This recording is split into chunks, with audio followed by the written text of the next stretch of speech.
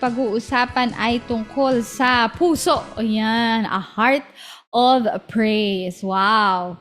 So, I'm sure na talagang pag sinabing puso na punong-puno ng pagpupuri sa Panginoon. Naku, lahat yan.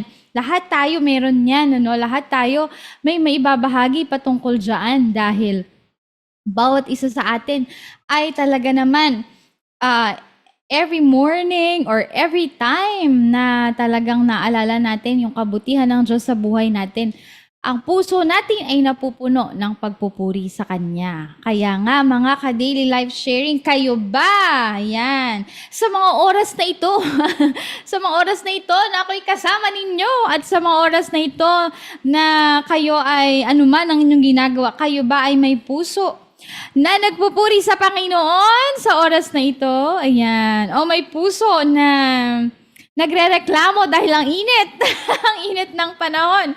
O dahil may puso, o kayo ba ay may puso na nalulumbay? Ayan, nalulumbay dahil sa mga pinagdadaanan. Ano ba ang kalagayan, kapatid, ng iyong puso sa oras na ito? Sige, atin yang alamin at pag-usapan natin yan dito sa Daily Life Sharing. Hello! Ayan, shout out kay J. Lord, Brother J. Lord Tayag. Shout out po, Pastor Lay, sa mga listener natin dito sa Jumbo, Brother? Jumbo Farm while waiting po sorting egg. Yan. Sige, magkano ba dyan ang nagtinda bigla? Ayan, sige po, pagpalain kayo ng Panginoon at patuloy kayong palakasin at ingatan. Ayan, hello, good afternoon Kuya Rizal. Ayan, sige po. So, sa hapong ito, sabi ko nga kanina, talagang pag-usapan natin yan, yung ating mga puso na nagpupuri sa Panginoon sa anumang sitwasyon ng ating buhay. Ayan. At good afternoon, ayan na, and welcome to Daily Life Sharing kay Pastor John. Tama po ba, Pastor John Sanoy? Shout out po sa LFCI family, sabi po niya. And kay Sister Lucy Conanan, good afternoon. Welcome to Daily Life Sharing also.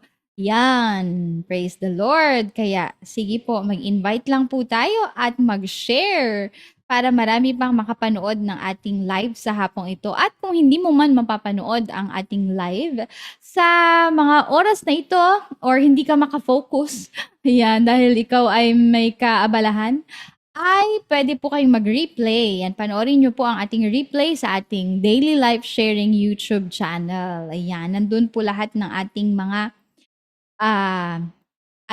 videos, ating mga testimonies, mga napakagagandang mga patotoo, and even the preachings, kagaya kahapon, ayan, si Pastor Ryan ang nag-preach sa atin. Doon ay mababalikan natin lahat ng ating mga topics sa ating Daily Life Sharing TV YouTube channel. Ayan, hello, blessed afternoon. Yan, bumabati na si, tama po ba, Sister Arlene Jonicio. Ayan, bumabati na po siya sa atin ngayong hapong ito.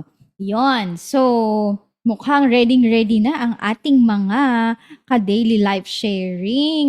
Dahil naku, talagang mag-invite tayo dahil ang ating guest sa hapong ito ay, naku, tayo ay mag-e-enjoy na kasama siya dahil pag sinabing heart of praise, para ba itong may kinalaman sa siyempre, praise, pagpupuri. And the most visible, kumbaga, na expression ng ating pagpupuri ay ang ating pag-awit. So, may kinalaman ba sa pag-awit? Ayan, ang ating guest sa hapong ito. Kaya makakarinig ba tayo ng awitin? Kaya maging excited tayo, sa gagawin ng Panginoon sa ating lahat sa pamamagitan ng kanyang patotoo. Kasi, di ba, mula pa sa simula, talagang tayong lahat ay niregaluhan ng Panginoon ng kakayahan, ng abilidad na magpuri sa Kanya. Kasi, sabi ng salita ng Diyos? Kasi lahat tayo ng mga tao na Kanyang nilikha, talagang dito sa mundo, simula't simula pa ay talagang mayroon tayong puso na nais na magpuri sa Panginoon, puso na longing to praise the Lord, longing to worship His holy name, no? Kaya kahit na makita natin doon sa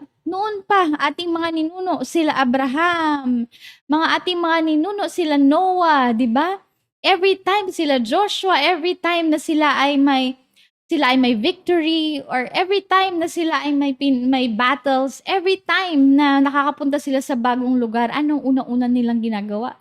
Nagtatayo sila ng lugar kung saan sila pwedeng makapaghandog sa Panginoon, makapagbigay ng papuri sa Panginoon. Dahil lahat talaga tayo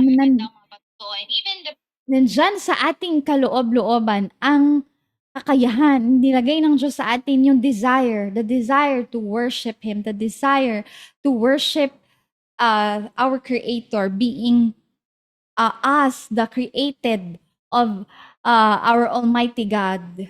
There is a desire in our hearts, really longing to worship, to praise Him. And sabi ng mga apostol ng Panginoon noong nananahimik ang mga tao, pag manahimik tayo, ang mga bato na lang ako magpupuri, hindi ba? Pag manahimik ang kanyang mga nilikha, kayang-kaya ng Diyos na yung mga bato na lang magpupuri. Kaya nga, no, talagang papayag ba tayo doon na tayo na may boses, tayo na may kakayahan, tayo na may instrumento, built-in instruments, di ba? Built-in voices and the ability and the capacity to offer, and the heart that offers praise to God, tayo ang mananahimik, di ba? Hindi. So, talagang puso ito, nasa puso ito, kaya nga yun ang ating pag-uusapan sa hapong ito, yung puso na nagpupuri sa Panginoon. And of course, ayan, welcome, good afternoon din po, and syempre, isang masayang hapon sa ating mga pastors, Pastor Dong and Pastor May. Sabi ni Pastor Dong, what you believe determines what you become. Amen. Amen. Ayan, sige po. Sa lahat ng ating makasama pa, ngayon lang pumasok sa ating live, hello, good afternoon. Yan, hello kay Sister Liza Mangalindan Enriquez, power to worship. Amen. Ayan. Sige po. Patuloy tayo na mag-share. Thank you sa lahat ng mga nagtatag. Ayan. Hello kay Sister SP Reyes. Magandang hapon po sa inyo. Ayun. All right. So, kaya nga, no, sabi ko nga kanina, talagang tayo, sabi nga sa salita ng Diyos, i-praise, yung pagpupuri. Sabi sa translation ng ESV, it befits the upright. Praise is becoming to the upright, sabi ng ibang translation. Sabi nga, shout for joy in the Lord, O you righteous, kasi praise befits the upright. No? Talagang yung mga nakilala sa Panginoon, yung mga righteous, yung mga pinapaging banal ng ating Panginoon, yung kanyang mga anak, yun, talagang it is fitting, talagang karapat dapat lang, yan ang dapat mong gawin, yan ang dapat nating gawin. It is fitting for us na tayo ay nagpupuri sa Panginoon. At sa ating pagpupuri, marami din ang nagsasabing, oh, yan pala dapat ang ginagawa. Yan pala dapat ang ginagawa ng isang anak, no, nagpupuri. At sa ating pagpupuri, yun din ang gagawin nung mga hindi pa nakakilala sa Panginoon. Yun din ang gagawin ng mga tao na nagsasabing, paano ko nga ba paparangalan ng aking Diyos? Purihin mo siya. Yan. Kaya tayong lahat, no? Tayong lahat, it befits us. It befits us, sabi ng Psalms 33 verse 1. It befits us, those who are righteous, those who are sons of God, it befits you and me to praise our Lord. Kaya sa hapong ito, nako, yung form of praise ay hindi lang yan yung awit ka ng awit, di ba? Pero you're praising the Lord. Kahit na wala ka sa simbahan, ano ang yung ginagawa, pero ang yung ginagawa na ang isip mo, you're meditating the Word of God, ang sinasabi ng iyong mga labi ay ayon sa salita ng Diyos, you are praising the Lord. Yan. Kaya, hindi lang sa every Sunday, no? Hindi lang every Sunday tayo nagpupuri sa Panginoon, kundi pwedeng araw-araw ng ating buhay, tayo ay nakakapagbigay ng papuri at pagsamba sa Kanya. Kaya, kagaya din ng hapong ito, no?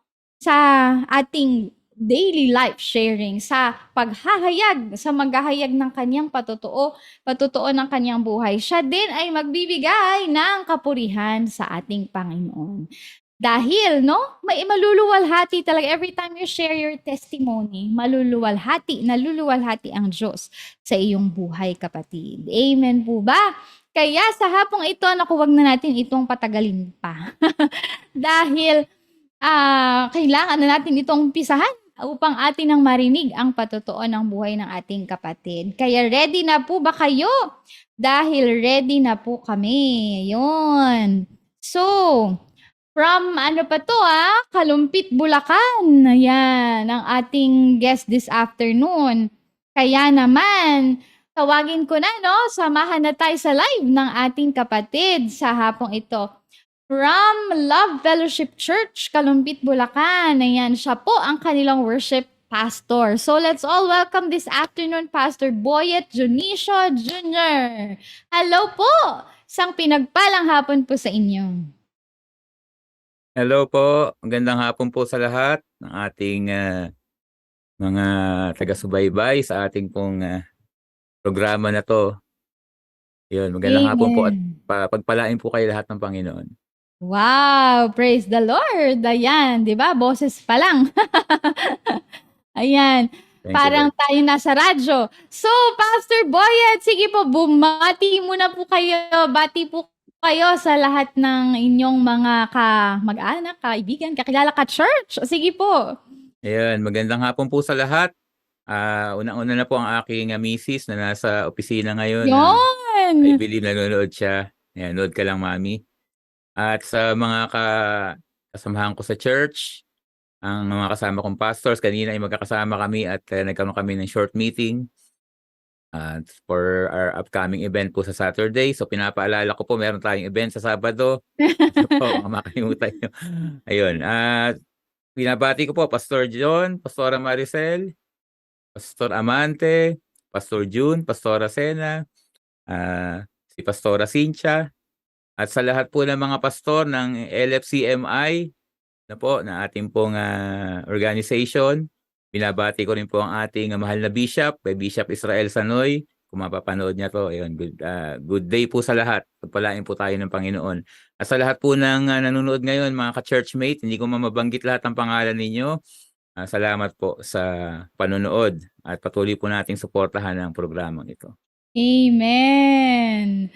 Praise God. Magaling talaga si Pastor, ano? Talagang alam na alam niya kung paano patutuwain ang kanyang misis. Ang pinakaunang binati ang kanyang misis. Ganun nga naman talaga dapat, no? Kaya support na support at nasa ating comment box ang kanyang minamahal na si Sister Arlene Junicio. Ayan, at bumabati po sa inyo. At syempre, hello din po and welcome to Daily Life Sharing kay Teen Joy Kagia. Tama po ba? Teen Joy. And Sister Mila Roland Fajardo. Yan. Sabi niya, blessed, good afternoon, heart of praise, work of the Lord. More anointed musics from Direct Boyet Jonicio.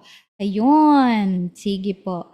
So, bago siya kwento or mag-share ng kanyang testimony. Sige po kayo dyan, mga nakakakilala kay Pastor Boyet. Ayan, anong masasabi ninyo? Kayo sa inyong pastor, ayan, ano ang pagkakakilala ninyo kay Pastor Boyet? Sige nga po, nang amin din pong malaman at amin din pong babasahin para maraming makaalam. Ayan. So, hello din good afternoon kay Justin Montano. Ayun, mukhang mga taga Pastora, LCFI family. Diba? Go. Nakalimutan ko pong batiin ang The Psalmist, ang mga kasamahan ko musician ng church. Ooh. Yeah. Good afternoon sa lahat.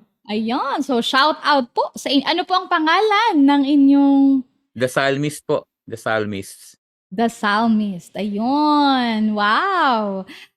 So, mukhang talaga let's go and support Pastor Boyet. So, sabi ko nga kanina, no, boses pa lang ay talagang, ano na, ay speaking voice pa lang yon, speaking voice pa lang naririnig natin. Parang alam na nating speaking voice pa lang may tono na. Di ba? Alam mo talagang umaawit siya. Ayan, yan na sila. Mahusay umawit at composer si Derek. O yun, Derek po ba talaga ang tawag sa inyo? Pastor Opo. Derek? Nakasanayan na gano'n, na direct. Kasi nga po, dahil Oo. music director, ayun, nabansagan na direct. Kaya yung YouTube channel ko nga, Direct Yet. Ayun. So, doon po nanggaling yung Direct Yet. Sige Yeah. nga, Pastor, i-promote mo na sa amin yung YouTube channel mo. Ayun. Ayun, kung yung pong mahilig pong manood sa YouTube, meron po tayong YouTube channel. Pwede nyo pong i-type yung Direct Yet or Boyet Junicio. Lalabas naman po yan. Same channel yan. Ayan, may mga uploaded po tayo na mga songs dyan. And then, meron po akong keyboard tutorial. Hindi ko pala na itutuloy, pero Ooh. tutuloy ko po yan. Wow. Medyo ano kasi yan, medyo mahirap gawin yung keyboard tutorial. Pero gagawin po natin yan. At sa ngayon po, Yes. kagabi, meron tayong ka-upload lang. Ayan. And I believe kakantahin ko ngayon yon. Yuhu! Yun. Ayan, ka-upload ko kagabi. Basta panoorin po ninyo yung mga nasa channel natin. At just comment, like, share, and subscribe. Siyempre, importante po yung subscription. Yes, that's Thank right. you po. Oo, yan. Na-i-flash po sa screen ano ang Opo, ang opo. kanyang YouTube channel. So, click like, click subscribe ayan para sa ating YouTube channel, para sa YouTube channel ni Pastor Boyet. Ayun. So, nga pala direct. Ayan, nga pala Pastor. So ibig sabihin, alam niyo po lahat ng klase ng instrument. Kaya nung tugtugin. Opo. Especially yung mga instruments po natin sa church. Mm. Lumaliban lang yung orchestral instrument. Medyo hindi ko na ano yan. Yung, yan nga, yung violin, yung mga ganun. Oo. Saxophone, mga wind. Hindi na masyado kasi survey lang yan nung nag-aaral ako eh. Pero Okay. yung sa church talaga, ayun, yung drums, bass, guitar, and keyboard. Ayun, lahat po na yun nadaanan natin. Pero ngayon talagang Wow. concentrate po tayo sa keyboards. Ayun. So, sa church po ninyo, ikaw ay tumutugtog pa rin? Opo. Or, oo. Yeah. Worship leader and then ako din yung first keyboard. Oh, Yeah. wow. Worship leader and keyboardist. Wow. Praise the Lord. Kaya naman excited na kami. So, bago ang interview, bago ang kwentuhan, mga kapatid, ay hayaan nyo naman kami. At ating naman, alam ko excited din kayo na ating bigyan ng pagkakataon si Pastor Boyet. Sabi niya nga kanina na yung kaka-upload niya lang kagabi, yan, tayong unang makakarinig nun, mga ka-daily life sharing. Kaya, dyan lang kayo at panoorin natin, pakinggan natin, aawit ngayon para sa atin si Pastor Boyet ng kanyang sariling komposisyon. Tama po ba? Opo. Yan, kaya Pastor Boyet, take it away. Yun. Ang title po ng awit na ito ay Sinabi Mo. So, ito po ay kinuha ko sa, siyempre, unang-una po, kaya ako nagawa ito ay dahil sa kalagayan ko nung time na yon. Mostly naman ng mga sinusulat kong kanta ay mga experiences sa buhay. Yan, nagagawa po tayo ng kanta. Lalo na po pag mayroong mga time na nadadown ako, yun yung mga time na mas pinipili ko na gumawa ng kanta. Kasi lumalakas ako pagka naigagawa ng isusulat ko sa kanta yung sinasabi ni Lord sa puso ko na kapag may mga time na nanghihina ako, ganun, makakagawa po tayo ng kanta. At ito, isa po ito sa mga kanta na nagbibigay ng kalakasan sa akin kapag naririnig ko. At ito po ay nanggaling pa po sa first album namin. Kaya 2004 pa to nung na-release namin. At inano ko lang uli. Kagabi ay actually ilang araw ko rin ginawa. Ni-remake ko siya para mas maging maganda pa ang tunog at mas maging maganda ang arrangement. Kaya kantahin ko po ngayon sa inyo. Ang title po ay Sinabi Mo. Sinabi mo, hindi ako iiwan sa lahat ng oras, hindi pababayaan. Sinabi mo, ano man ang hingin, sa ngalan ni Jesus ay kakamtin.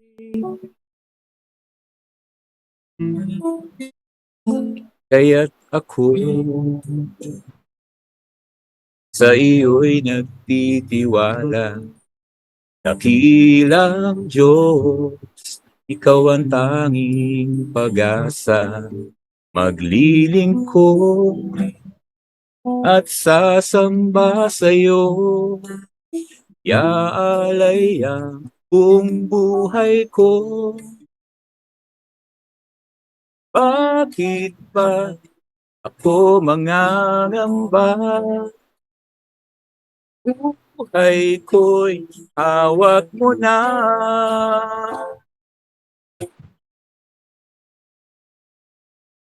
Mga pangako mo'y panghahawakan ko, aking Diyos.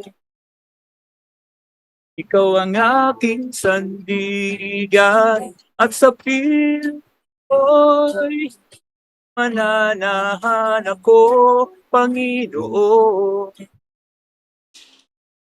Ikaw ang publihan ko,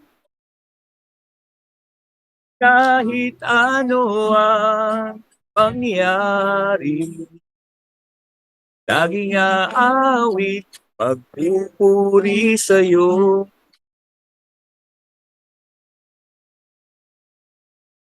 Sinabi mo,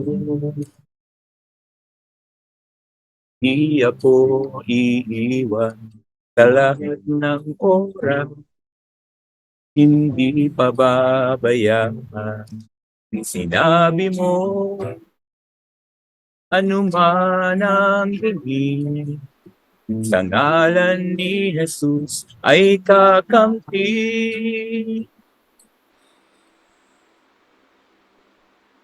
Kaya't ako sa iyo'y nagtitiwala. Dakilang Diyos, ikaw ang tanging pag-asa. Maglilingkod at sasamba sa'yo. Iaalay ang buong buhay ko. Bakit ba ako mangangamba? Buhay ko'y hawak mo na.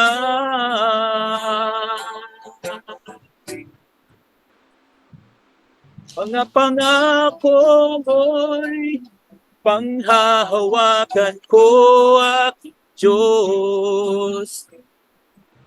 Ikaw ang aking sandigan at sa piling ko'y mananahan ako, Panginoon. Ikaw ang tublihan ko, kahit ano ang mangyari. Laging aawit, magpupuri sa'yo.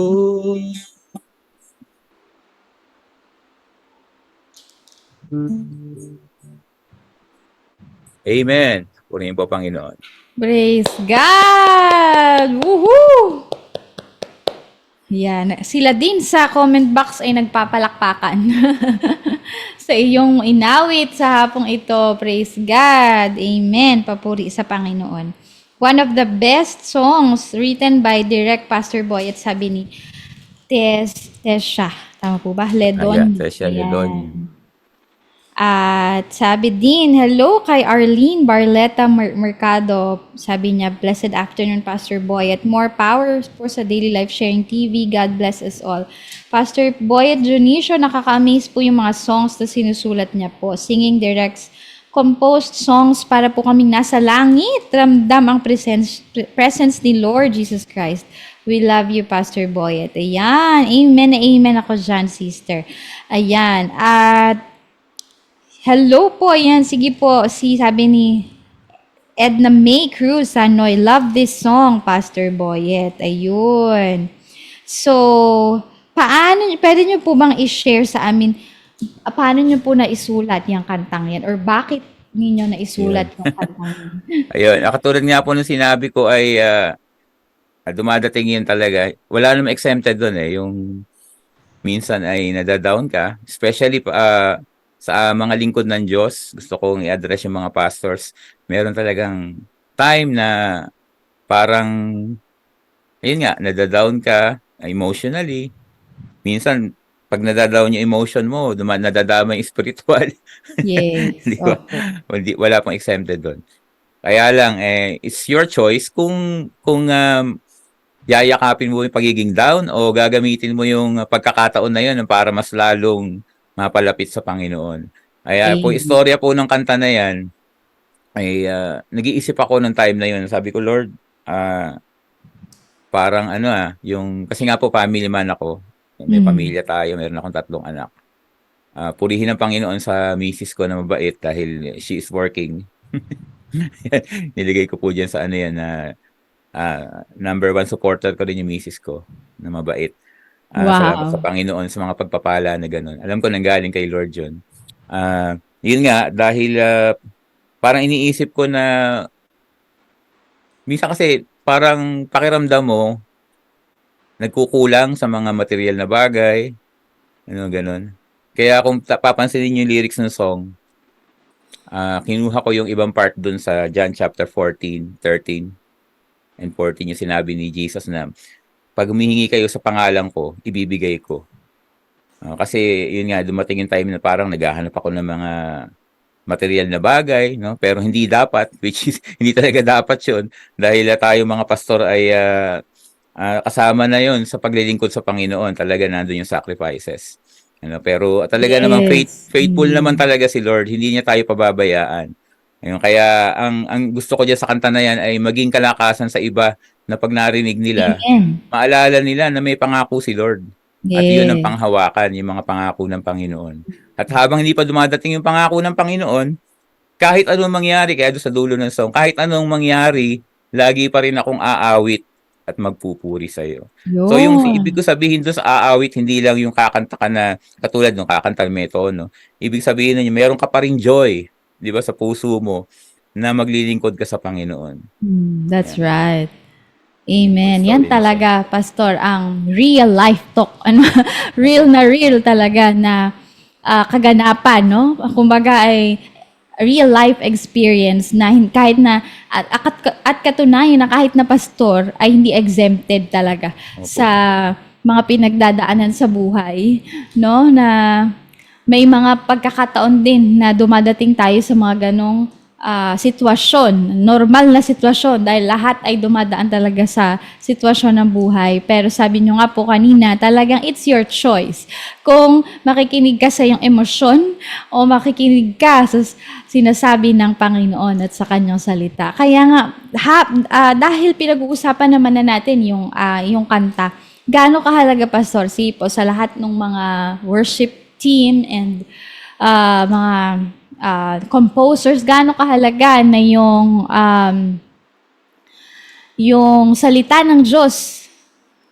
Yan, salita ng Diyos ay alam na alam mo. Yan, sa yung pagsusulat ng awit. Ayan, so praise the Lord. Ayan, sige po. Saglit lamang. Ayan. Wow, sabi naman talaga. Ayan. Sabi naman ang kanyang misis na in love na ulit si misis. Ayun. Na in love na ulit kay Pastor Boyet. Ayan. Praise the Lord. Ayan, may technical difficulty lamang po si Pastor Boyet. Pero, di ba sinong napagpala doon sa awitin, sa kanyang inawit sa atin sa hapong ito? Dahil talaga naman, na buhay na buhay. Basta talagang nangyari, true to life, kumbaga first-hand experience, naranasan mo talaga ng first-hand, ay talagang buhay na buhay yan. May conviction talaga yan sa iyong puso, sa iyong isip. Buhay na talagang um, may with conviction, with full assurance, talagang maibibigay mo talagang the best mo dahil ikaw mismo, sa'yo mismo nangyari, 'di ba? Ikaw mismo ang unang-unang nakatanggap mula sa Panginoon. Kaya narinig natin yung awit niya na talagang ang pangako ng Panginoon ay totoo at hindi siya kailanman magbabago sa kanyang pangako dahil Diyos siya no? Dahil siya talaga ay Panginoon. Sa simula't simula pa, wala pa tayo, Diyos na siya. Kaya hindi siya magbabago dahil may sitwasyon tayong maganda, hindi natin gusto, hindi ayon sa plano natin. Hindi magbabago ang Panginoon dahil sa mga ganong factors.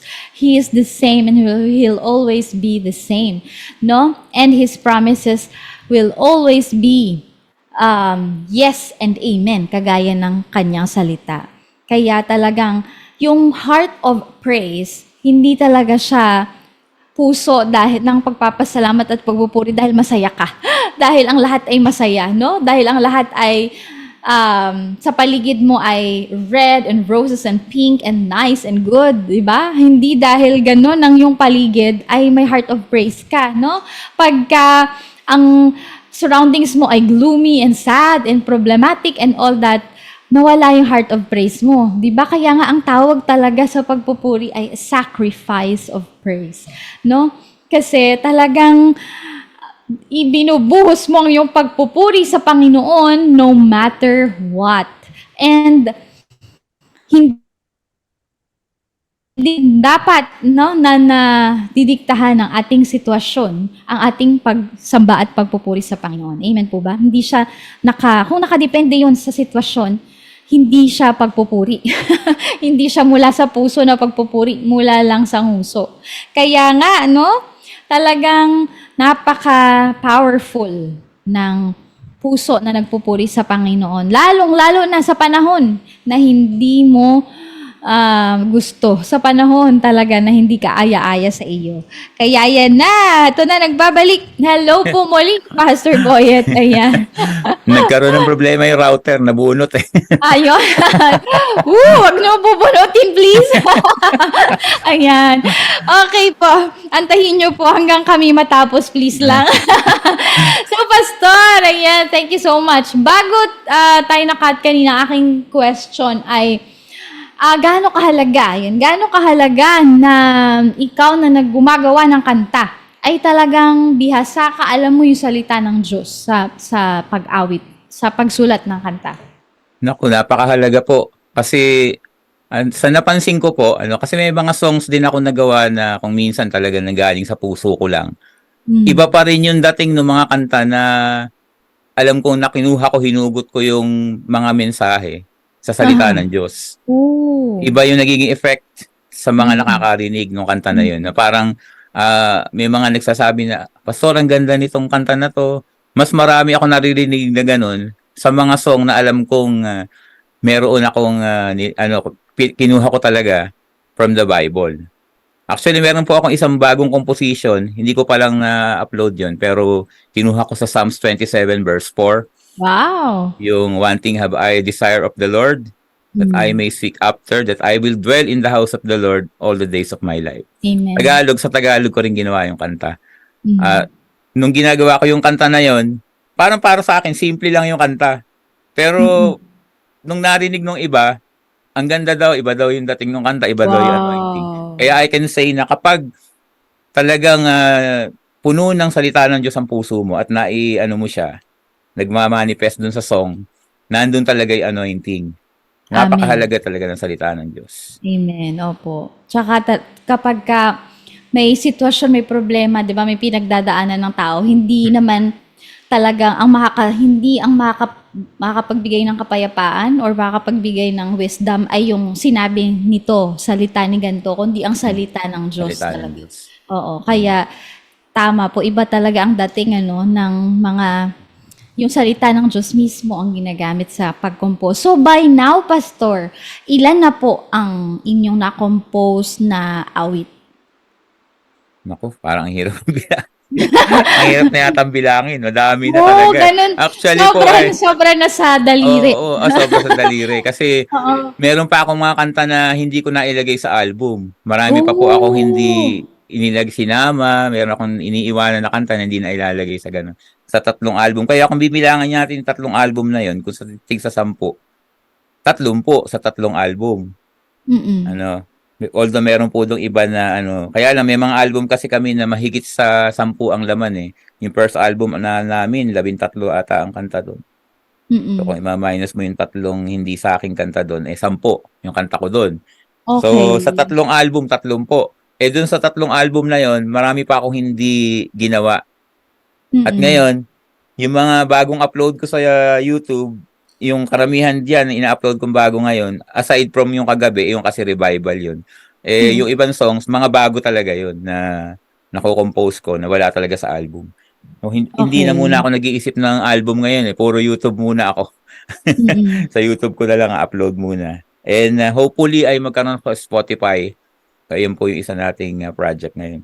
Oh, yes. Talagang kailangan mo din talaga sumabay Opo, sa opo. sa mga ngayon trend Mm. para talagang mailabas ng todo-todo marami ang Maraming makarinig. makarinig. Kasi ang Mm. purpose naman po natin maraming mapagpala ang Panginoon. Amen. Kasi kapag alam mo na yung puso mo puno ng presensya ng Diyos, puno ng Mm. salita ng Diyos, syempre, automatic yung pag gumawa ka ng song, lalabas talaga yun eh.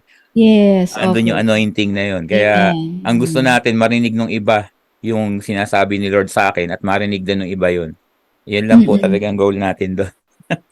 Yes. So, 'di ba, pag composer or tama ba ako, Pastor? Pag composer parang every time na lang na kahit yung parang kanta tas may free flow, parang may song of the Lord ka, alam mo yun, parang mabilis na lang siya sa'yo, 'di ba? Kagaya Mabilis niyo lang. po sa dami na nang na-compose ninyo, naging natural na lang, naging part of you na yung pagko-compose. Pero what makes you decide, Pastor, na itong kantang to, ilalabas ko to. Itong awit na to, akin lang to. Parang hindi ko muna. May mga ganun po ba kayong awit? Hmm. Save ko tuloy. May mga song ako talaga na hindi ko na produce. Kasi pag Mm. sinabi mo na produce na, kasama na doon yung arrangement, kasama Oo. yung voicing. Mm. Mm. Siguro hindi ko lang talaga siya naisama dahil during that time parang magiging overloaded ng isang album kaya naiiwanan yung iba. Tapos nakakalimutan ko na hindi ko Oo. na babalikan. Mm. Kaya tapos na-cover siya ng mga bagong lalabas na composition na naman. Mm. Ayun.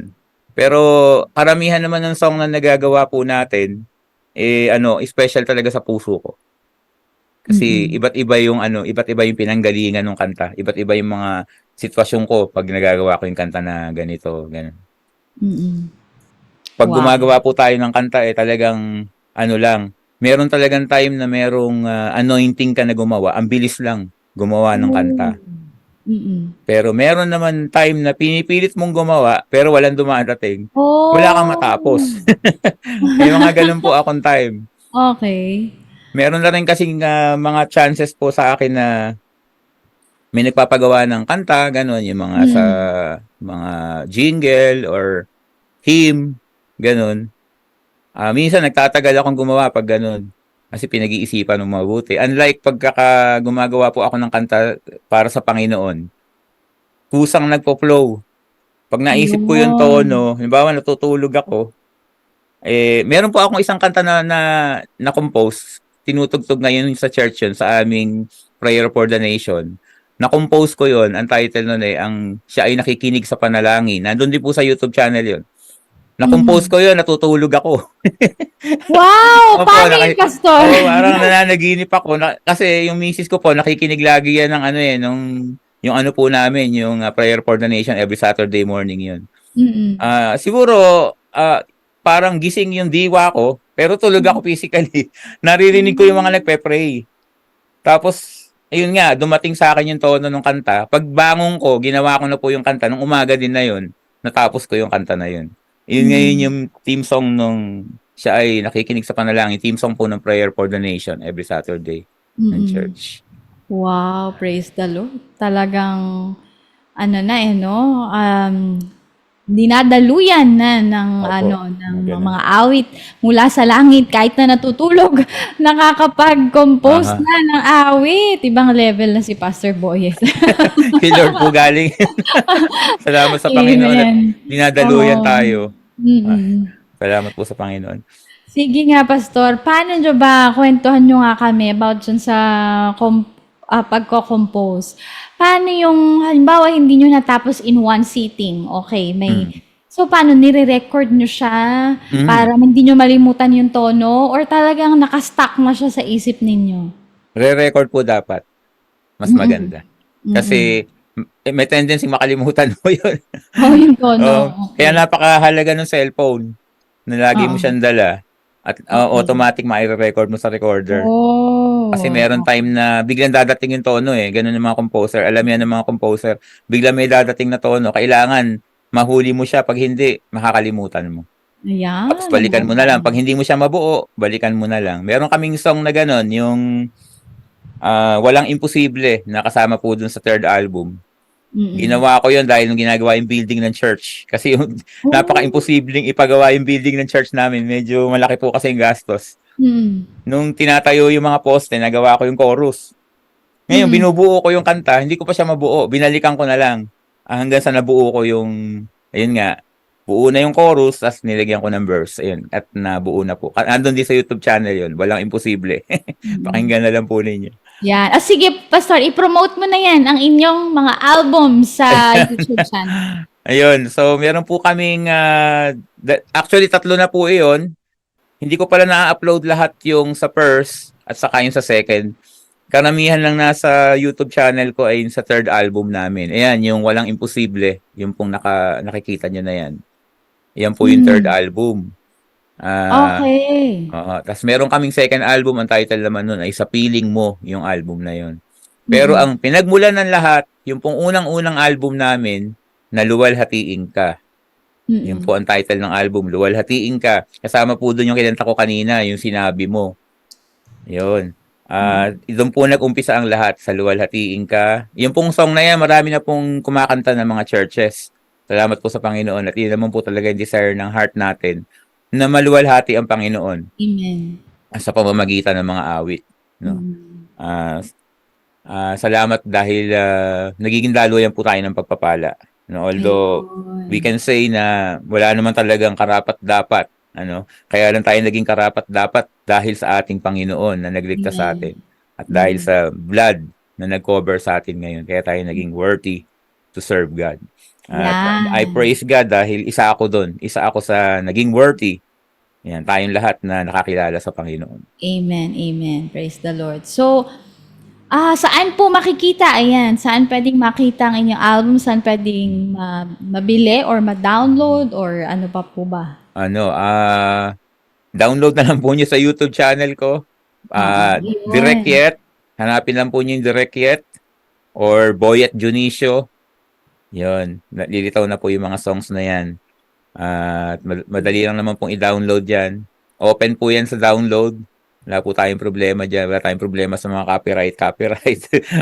Wag lang i-reproduce. Yan lang naman ang problema natin sa copyright pag nagre-reproduce na. Totoo yan. Oo. I believe si Pastor Dong, marami ding yes, mga compositions. That's right. Opo, Pastor. At talagang kinopyright. For the sake of kailangan talaga, di ba? Bilang respeto sa skill ni binigay ni Lord sa iyo. Yun. Tama so, yan. Ayan na si Pastor John. Pinopromote na ni Pastor John sa ating comment box. Subscribe to Pastor Boy Jonicious YouTube channel para mas marami pa kayong maririnig. Ganyan. Opo. Maririnig ng mga Marami awit. pa pong padating dyan. Marami pa Mm. akong i-revive and mga bagong compositions. Marami Ayan. pa po nakalinya. Sabi, hello, Ate Salve, nagtatanong na siya. Pero I think may nasagot ka na kanina kasi sabi niya, sa pag-compose niyo po, may kanta na po bang naging commercial or pang-commercial? Tama ba, ate? Wala pa Pang-commercial? siguro. Or naging source ng pagkakakitaan ninyo? Naging parang another basket sa Oh, inyong... wala pa po. Wala pa po. Pagdating po sa mga composition natin na sa church, wala po. Pero yung pong talent natin ay ano ko po talagang source of income kasi bukod sa pagiging pastor po natin, full-time pastor po tayo sa church, music pastor. Tumatanggap din po tayo ng mga pagawa sa labas. Yung mga, ayun po, jingle. Marami na rin po tayo nagawa ng ganyan, yung mga company jingle. Wow. Arrangement ng mga Mm. ibang mga artists. Halimbawa, meron din po produce na church. Marami na po tayo na igawa ng ganyan. Tayo po ang nag-arrange. Yun. At ginagamit pong source, ginagamit na channel of blessing ng ating Panginoon. Yung binigay din niya na talento sa akin. Ano? Mm. Na kung minsan na parang dumadating din yung point na nagtatanong pa rin ako pero parang ganun hindi ba yung parang nakakalimutan mo na ang dami-daming blessing si Lord sa buhay mo. Ano?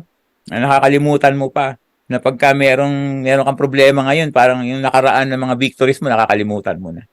Kaya yun yung Totoo po yan. sinasabi ko kay Lord na, Lord, I'm sorry kung nagiging ganun ako. Totoo po yan. Talagang, pagka parang isang dagok ng problema, parang limot mo na lahat, Kalimutan mo ang na lahat. lahat ng kabutihan ng Diyos sa buhay mo. Kaya, ayun, ang tawag nito, i-download nyo na yung awit ni Pastor bilang reminder na ang Diyos ay may pangako sa buhay nating lahat. Amen. So, ayan, syempre, pag-usapan naman natin ngayon na hindi naman talaga agad-agad na naging composer, singer si Pastor Boyet. Kaya Pastor, kwentuhan mo naman kami. Paano ka nga ba yung iyong background? Paano ka nga ba, paano mo natuklasan ang iyong pag-awit? At saka, yung sa family muna tayo, sa inyong family. Siguro, bata ka pa lang, may mic. Pinanganak ka ng magulang mo, baka may meron ka ng mikropono. Dahil talagang, paano mo, discover na ikaw ay, marunong kumanta? At sa pamilya ninyo, sino pa yung mga mang-aawit? Ayun. So, to medyo mahabang kwento. Umpisahan natin ng bata ako, syempre, no. Sige po, oo. Sabi ko nga, ngayon naiisip ko na kung alam ko lang na pagdating ko ngayong gantong estado ko na magiging musician ako, dapat pala nung bata pa lang ako, ilan ako na, pinurso ko na tong career na to. Kumbaga, alam niyo yung mga musician ngayon na magagaling, yung mga napapanood niyo sa TV na magagaling magpiano, magaling mag-violin, magaling mag-trumpet, or yung ano man instrumento na yan. Yung mga tinatawag natin na mga wizard.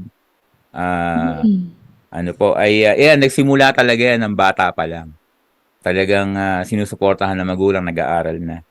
Pero ako po hindi ganoon, nagsimula po tayo ng bata tayo. So, typical na bata, naglalaro sa labas, ganoon. Pero sa pagkikwento ng magulang ko, bata pa lang ako, meron na talagang tenga sa musika kasi pag daw nung maliit ako, pag tinatawag nila ako at ayoko umuwi, ginagawa ng tatay ko, kinakanta daw yung I'll Be There. Kung alam niyo yung I'll Be There ni Michael Jackson. Michael Michael Jackson Jackson. ang original nun. Nung bata daw ako, pag pinatugtog daw ng tatay ko yun, umuwi ako. At kumakanta daw ako, sinasabayan ko si Michael Jackson na ang kanta ko pa nun, imbis na I'll Be There, ang pagkanta ko, Apiten. Apiten. Hindi I'll Be There. Kasi nga bata pa ako nun. Opo. Apiten. Yun ang kwento ng magulang ko. So, ibig sabihin, bata pa lang, meron na talagang tenga sa musika. Na kapag narinig ko yun, uuwi ako. So, ayun po, after elementary days, ganun pa rin, hindi pa naman talaga na i-incline sa music. Although elementary pala, kasali na ako sa choir. Wow. Kakanta na sa choir nung elementary, tapos naging dancer din, sumasayaw. Okay. May beat talaga yung Opo, katawan meron nila. talagang musical incline talaga. Mm. Tapos, high school, doon na po nagsimula. Nung high school ako, Uma-attend na kami sa church. Okay. Bali, siguro mga 12 years old ako, nag-attend na kami sa church. Pero totoong nakilala ko Panginoon, tinanggap ko si Lord, 16 years old. So, Mm. ibig sabihin, matagal yung pagitan na pumupunta ako sa church, parang pinapakita ko lang sa magulang ko na mabait na bata. Ganon kasi ang impression sa akin ng bata ako, mabait na bata ako, masunurin sa Oh. magulang, mabait sa mga Mm. kapatid. Pero Mm. hindi nila alam naman po natin ang high school days, marami ring mga kalokohan, marami rin ako natutunan nung high school ng mga kalokohan. Pero umaattend na sa church. Tapos, dito po nagsimula ang lahat nung, yun nga, nung na-born again na po ang family, na-born again una kong na-born again sa amin yung sister kong pastora ngayon. Mm. Dahil siya yung una, natuto siya mag-gitara. So, tinitingin-tingnan ko lang. Tumitingin-tingin lang ako sa kanya, pero hindi pa ako humahawak ng gitara. Tapos, nung time na yon, dumating na po si Bishop Israel sa Kalumpit. Hindi pa siya Mm. bishop na, so ano pa lang siya, regular, parang ano lang din, worker. Mm. Hindi pa rin siya pastor. Si Pastor Israel, or Bishop Israel ngayon, siya po ay musically inclined din, magaling mag-gitara. So, Oh. nanonood ako, parang na-excite ako. Mm. Tapos, bumuo siya ng singing group. High school ako noon. Ang singing group namin nung puro kami lalaki. Uso pa noon yung Menudo, kung alam niyo yung Menudo na boy band. Yung Familiar. yung kumanta ng If You're Not Here, Because of Love. Yun. Ginagaya namin yun. Ang pangalan naman namin, Asado. Opo. Kahit sa Kung nanonood si Bishop ngayon, maaalala niya yun. So, Asado yung grupo namin. Kumakanta kami ng yung mga kanta ng Sari Likha hits. Kung alam niya yan, yung mga Oh. papuri. Ayan. Oh, okay. Tapos nagbo-voicing, tinuturuan niya kami ng boses. Ayun na, nahilig na ako sa music noon. Pero Year wala ano pang po alam. yun? Mga ano po yun? 1985, 86. Oh. Siguro mga 84 pa lang, ganun. 84, 80s. 85, Opo. 86. Mhm. Tapos nga, ayun yung kapatid kong babae na pastora ngayon, marunong mag-gitara. Isang gabi po, nag-brown out. Wala akong magawa dahil brown out sa Kalumpit. Doon talaga yung bahay namin. May gitara sa bahay. Yung gitara na yun kay Pastor Israel yun eh. Nauwi lang sa bahay nung time na yun. Sinubukan ko. Kung hinawakan ko yung gitara, natuto ako talaga mag-gitara noon lang gabi na yun. Nakatugtog agad ako ng isang kanta. Natutunan ko yung isang tatlong chords lang actually. E, A, saka B. E, Mula A, dun B. sa ano lang, yung pinanood mo lang. Tapos ikaw lang isa yung nag-discover. Tinuruan naman ako ng sister ko kung paano yung chords. Tapos ako na mag-isa. Ayun na, doon na nag-umpisa po. Ayun na, nung natuto na ako mag-gitara, nahilig na sa mga ibang instruments. Tapos during that time, dahil nag-uumpisa pa lang ang church, wala pa kaming gamit noon. Ang gamit lang ng church noon ay gitara. Tapos unti-unti, nadagdagan ng mga gamit. Nagkaroon ng mga amplifiers na mga mumurahin pa rin. Hindi pa yung katulad ng mga level ngayon. Nagkaroon kami ng drums. Ang unang drums ng church ay mga galon-galon. Alam niyo yung galon ng langis, ng sasakyan? Yung mga galon, pinagdugtong-dugtong lang. Ano mo na, resourceful talaga kayo kung ano meron. Ano meron. Tapos nakabuo ng, ang tawag nung container band. So, gitara. Kung ano yung mabili namin instrumento nun, nahahawakan ko, natututo ako. So, natuto tayo mag-drums. Nakabili kami ng bass guitar, naging bass guitarist din ako. Tapos, dahil nga si Bishop Israel or Pastor Israel, siya ay American citizen kasi yung mga magulang niya. So, during that time, papunta rin siya ng Amerika nun eh. Nung pumunta siya ng Amerika, pag uwi niya uli, pagbalik niya, may uwi na siyang keyboard. Yun yung unang-unang keyboard namin. Pinag-aralan ko rin yun. Isang araw, inupuan ko talagang. Tapos, natuto na rin ako. Wow, talagang inclined sa instrument. Ayan. Then, after that, ayun, nag-aaral tayo. After ko lang graduate ng high school, 1986, Bible school agad. Akala ko noon magiging pastor ako sabihin, magpapastor talaga. So, nag-aaral po tayo ng Bible school. Kaya lang, naka-isang semester lang ako. Sa Asian Hope Bible School, sa Tanay Rizal yun. Isang sem lang, hindi ko natapos. Dahil yung inalagaan ko yung kapatid kong bunso, kaya nahinto ako nung second semester. Tapos natuloy na. yung paghinto ko. Pagbalik ko uli ng schooling, nag-aral po ako ng electronics, radio, TV. Kaya marunong tayo mag-repair ng mga, ano mga Ba talaga naman, electronics. Pastor Ren. Ikaw na po. Kaya ganito po, ang sabi ko nga, actually katatapos lang din ng music camp namin na ikwento ko sa kanila to. Sabi ko sa music camp, totoo talaga yung Romans 8:28. All things work together for good to them who love the Lord. Di ba sabi doon? Ayan. Kasi nung time na yun, ayokong pag-aralan ng electronics Pinipilit lang ako ng father ko. Kasi yung father ko, meron siyang shop. Ang shop ng father ko, mga rep and aircon, mga ganun. About din, sa mga kagamitan. So wala siyang sa electronics, wala siya. So pinilit niya akong pag-aralan ko yung radio TV. Na ayoko nung una. Ayoko talaga nun. Natapos ko naman yung 1 taon. So, bali lang yun, diploma course lang. Naging din naman, at marami rin naman ako natutunan. After that, 1 year yun, sumunod na pag-aaral ko, dumiretso ako ng Technological University of the Philippines, sa Manila. Yung pa rin, yung course ko, kumbaga, nandun pa rin, inline pa rin dun sa electronics. Dapat itutuloy ko na Electronics Communication Engineering. Kaya lang, naka 1 year lang din ako. Kasi during that time, inclined na talaga ako sa music. Okay. Parang gusto ko na talaga musika pag-aralan.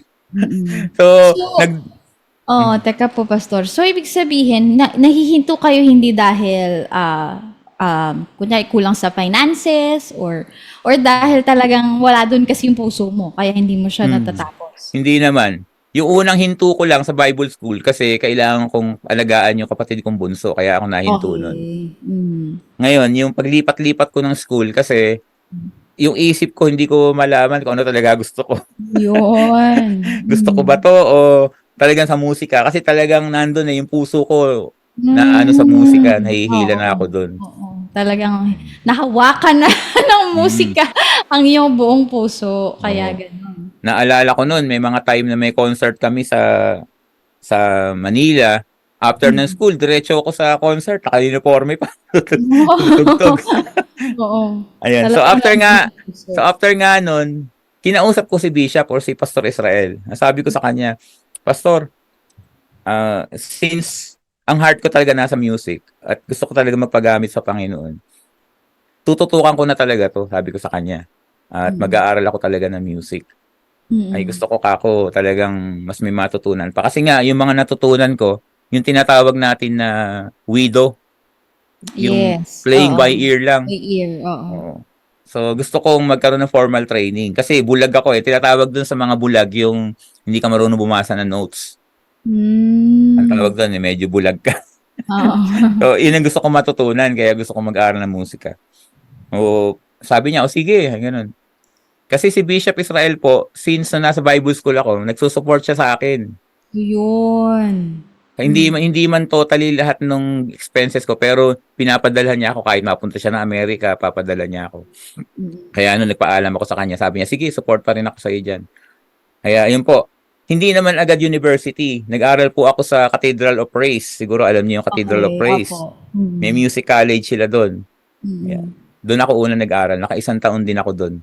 Kaya hindi ko natapos kasi lumipat ako ng secular school sa Centro Escolar University sa Mendiola. Kaya naman ako napunta doon kasi yung voice teacher ko, professor din siya doon sa Centro Escolar. Kaya doon niya ako dinala. Siya din yung voice teacher ko sa Centro Escolar. Actually, ang major ko, voice. Okay. Voice major ako talaga. Minor ko lang yung piano. Ayun. Ayun. At doon na po, ayun na nga, tuloy-tuloy po yung journey natin sa musika. Yun. So talagang parang buong buhay mo, hindi ka na nilubayan talaga ng music. ng musika. Musika na talaga mula pa noon. Ilan po kayo magkakapatid, Pastor? 4 kami, 4. 2 babae, 2 lalaki. Ayun. Kayo po ay Pangatlo. I see. So, itong mga kapatid mo, talagang mga musically inclined din po marunong din talaga. Yung eldest namin, nasa Canada siya ngayon, yung babae. Bagay, 2 babae sila. Yung eldest, kumakanta din siya. Pero yung pastora, ito talaga musically inclined. Kasi naging, choir directress. Kaya wala siyang formal training na music. Mm. Tapos yung bunso namin, ang ganda ng boses nun. Oh, Mas mataas ang boses niya sa akin actually. Mas mataas ang boses ayun. niya. Oo. So, ang ganda siguro, napakagandang panoorin. Na-try nyo na, nasubukan nyo na, halimbawa sa isang gabi, yan, magkakasama kayo, tapos nagja-jamming lang kayong buong magkakapatid. Hindi na namin na ano yun kasi nagkahiwa-hiwalay din agad eh. Kasi nga yung Mm. sister kong panganay, maaga din siya nag-asawa. Tapos yung pangalawa, pastora. Mm. Ayan. Tapos malayo agwat namin yung bunso. Actually, 11 years ang agwat namin. Yung kapatid kong Mm. lalaki. Mm. Yun po yung inalagaan ko noon. Kaya naghinto ako sa Bible school. Okay, I see. Erwin. So, kayo po talaga ay Bulakenyong totoo. Talagang dyan kayo Pure lumaki. Isinilang at lumaki. Bulacan. Oo. Kalumpit. Kalumpit, Bulacan. So, um, teka, may nagtatanong. Sa lahat daw po ng inyong pinag-aralan, ano po ang inyong natapos? Oo Parang nga. puro lang daw po isang taon. Yung music po, Hmm. oo, nakaano ako doon. Puro isang taon. Sa music, 5 taon. 5 Yun years ako sa talaga yung Conservatory of Music. Oo. dun sa Centro Oo, Escolar. Centro Escolar. Oo, yun po ang minaster talaga Oo. ninyo. Ayun. Sige nga, Oo nga, may tanong nga dito. Nakita. mag-post tayo ng comment. Ayan. Sabi ay, Parang walang natapos. Bishop Israel is here watching with me. Yes, yes, naalala niya. Ayun, nanonood pala. Hello po, good afternoon, Hello. Bishop. Ay, Hello, good, Bishop. ano na ba? Good evening. Good Good evening early sa kanya. morning. Ayan, sabi po ni Pastor Walter, hello Pastor Walter, sabi niya, ayos, parang Siopaw lang ang pangalan daw ng banda ninyo. Ay, ng grupo ninyo. Oh, Asado at asado. menudo. Ayun. Yan, sabi ni Ate Yolanda, ba, galing naman, isang gabi lang natuto na po kayo. Yan daw talaga ang gifted at inborn ang talent. Ayan. Yun. At, yun, naabutan ko ang Menudo Band. Ayan na. Yun, lumabas na sila yung mga nakaabot sa mga banda nung unang panahon. Sikat kasi Pumasok yun daw, eh. Sikat yun.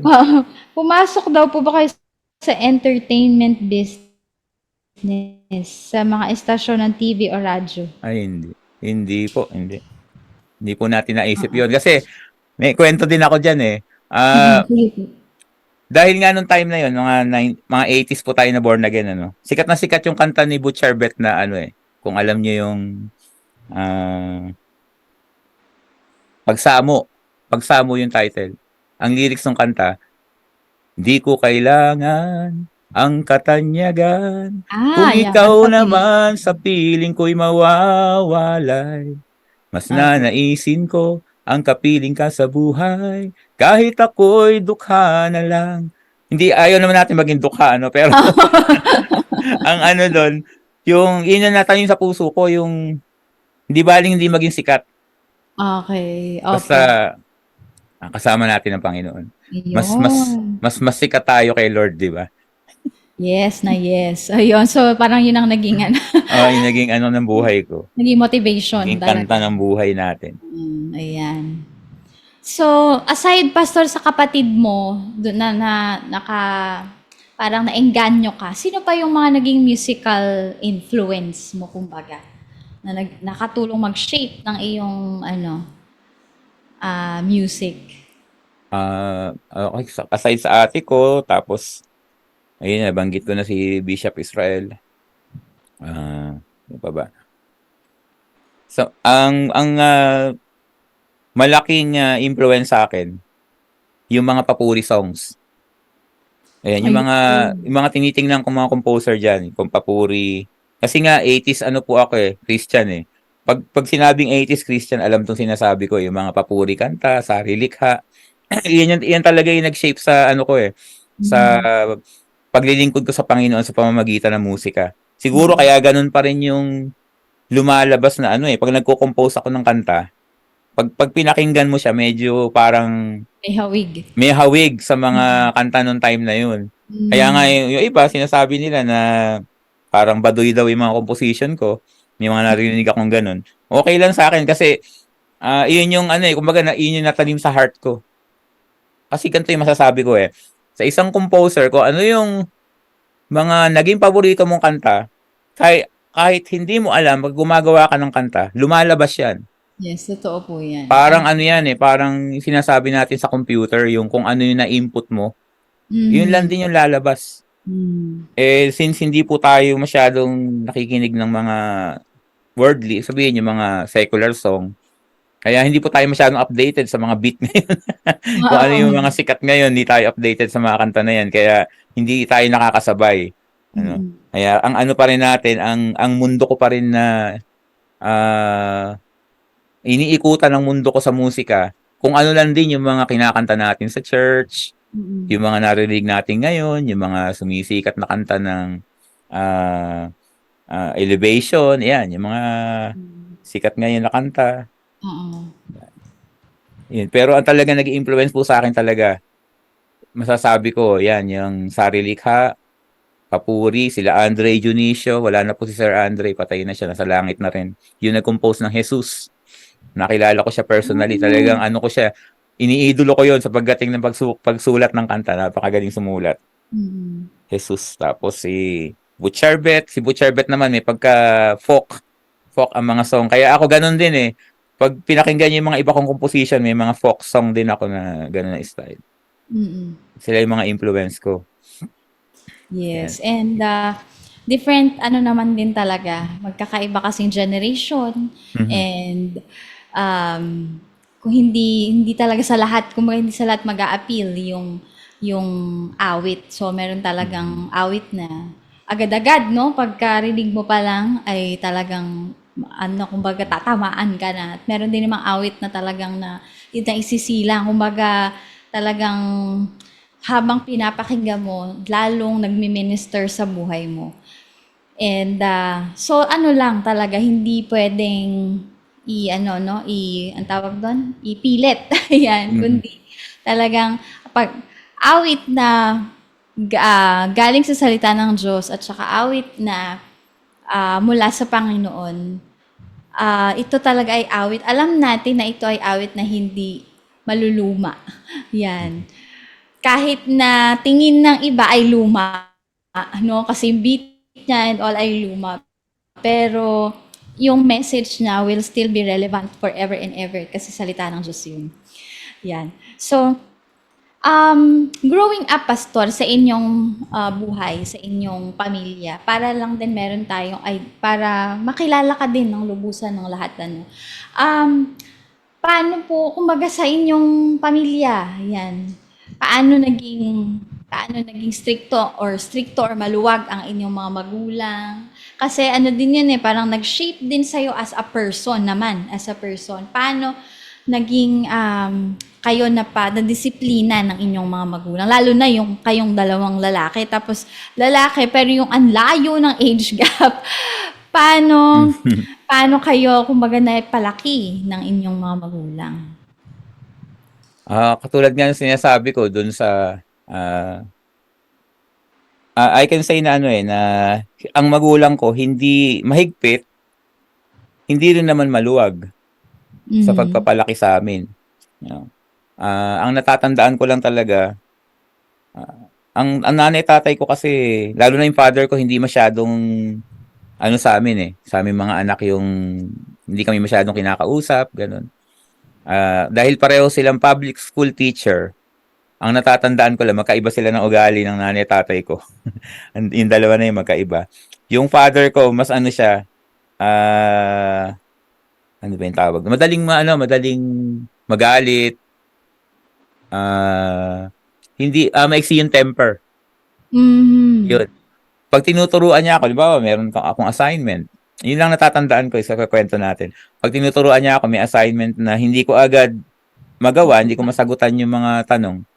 Madali siyang magalit, nagre-react agad. Iba naman yung mother ko. Yung mother ko naman ang mabait talaga. Na kaya lang hindi siya yung on hand sa amin pagdating sa pagtuturo. More on ang tatay ko yun. Ang nanay ko sa pag-aalaga sa amin. Yan, sa paghahanda ng mga gamit, pagluluto, ganun. So, pero I can say na hindi naman ganun kahigpit ang magulang ko. yun lang ang napansin ko sa tatay ko na medyo hot-tempered siya. Lalo na nung di pa Kristiyano, nung di pa Mm. sila born again. Talagang, lalo na silang dalawa. Kasi yung mother and Oo. father ko, actually, yun ang life testimony ko eh. Kung Mm. hindi kami na born again, magiging broken family kami. Kasi yung mother and father ko, hindi sila compatible sa ugali. Mhm. Dahil pareho silang panganay, pareho silang dominante. Okey. Hindi sila nagbibigayan. Mm. Pag merong nagalit na isa, sinasabayan ng galit ng isa. Mm. Kaya madalas silang mag-away. Wala yatang araw na hindi mag-aaway ang magulang ko noon, naalala ko. Meron Hmm. pang time noon na gusto magpakamatay ng nanay ko. Mm. Natatandaan ko yon. Siguro mga grade 2, grade 3 ako noon. Mm. Nakita ko yung nanay ko nagsasaksak. Sinasaksak niya yung tiyan niya dahil sa sobrang away nila ng tatay ko. Nung nagsasaksak siya, hindi niya masaksak. Kaya pala yung kutsilyo pala sinasaksak niya, putol yung dulo. Wala, Naku, walang lugi siya. tulis, kaya pala ayaw. Ano, ako naman, iyak ako ng iyak nung time na yun. Kasi nga, hindi sila compatible. Ganun po yung buhay namin noon. Mm. Talagang, literal na may mga flying saucer, lumilipad yung pinggan, Mm. nagbabatuhan sila. Ayun, salamat sa Panginoon, nakilala namin si Lord. At Amen. hindi sila naghiwalay. Mm. Dahil nga nakilala namin ng Panginoon. Kung di Ayan. namin nakilala si Lord, kung di nila nakilala si Lord, most probably broken family kami. Mm. Wow. Maghihiwa-hiwalay. Ayan, salamat sa Salamat. Panginoon. Amen. Salamat sa habag ng Diyos, ano, talagang dumating siya at the perfect time talaga sa inyong buhay. Pero yung naranasan nyo naman po growing up sa inyong family, ano, hindi naman, kumbaga, naranasan nyo din po ba na talagang taghirap o talagang may paghihirap or ano lang din, hindi naman sobra-sobrang sumasakto naman, kumbaga. Mhm. Pareho silang public school teacher, yung father and Okay. mother ko. Mm. So, I can say na sakto lang. Mm. Pero, salamat sa Panginoon, ngayon yung mga public school teacher, ang laki na ng sweldo nila, di ba? Opo. Natatandaan ko, nung panahon na buhay pa nanay tatay ko, ang liit ng sweldo ng teacher talaga. Mm. Ang father ko kasi nagturo sa Manila yan, doon siya naging teacher. Meron silang mga time noon, nag-hunger strike sila para lang lumaki yung sweldo nila. Mm. Ang mother ko naman dito lang sa Bulacan siya nagturo eh. Although Mm. palipat-lipat siya ng school. Pero maliit Mm. ang sweldo talaga ng teacher noon. Dahil maliit ang sweldo ng teacher, Mm. hindi naman ganun kamahal pa ang mga bilihin nung time na yon. Sakto lang din. Kumbaga, nakakaraos Mm. lang din kami. Pero hindi kami sagana.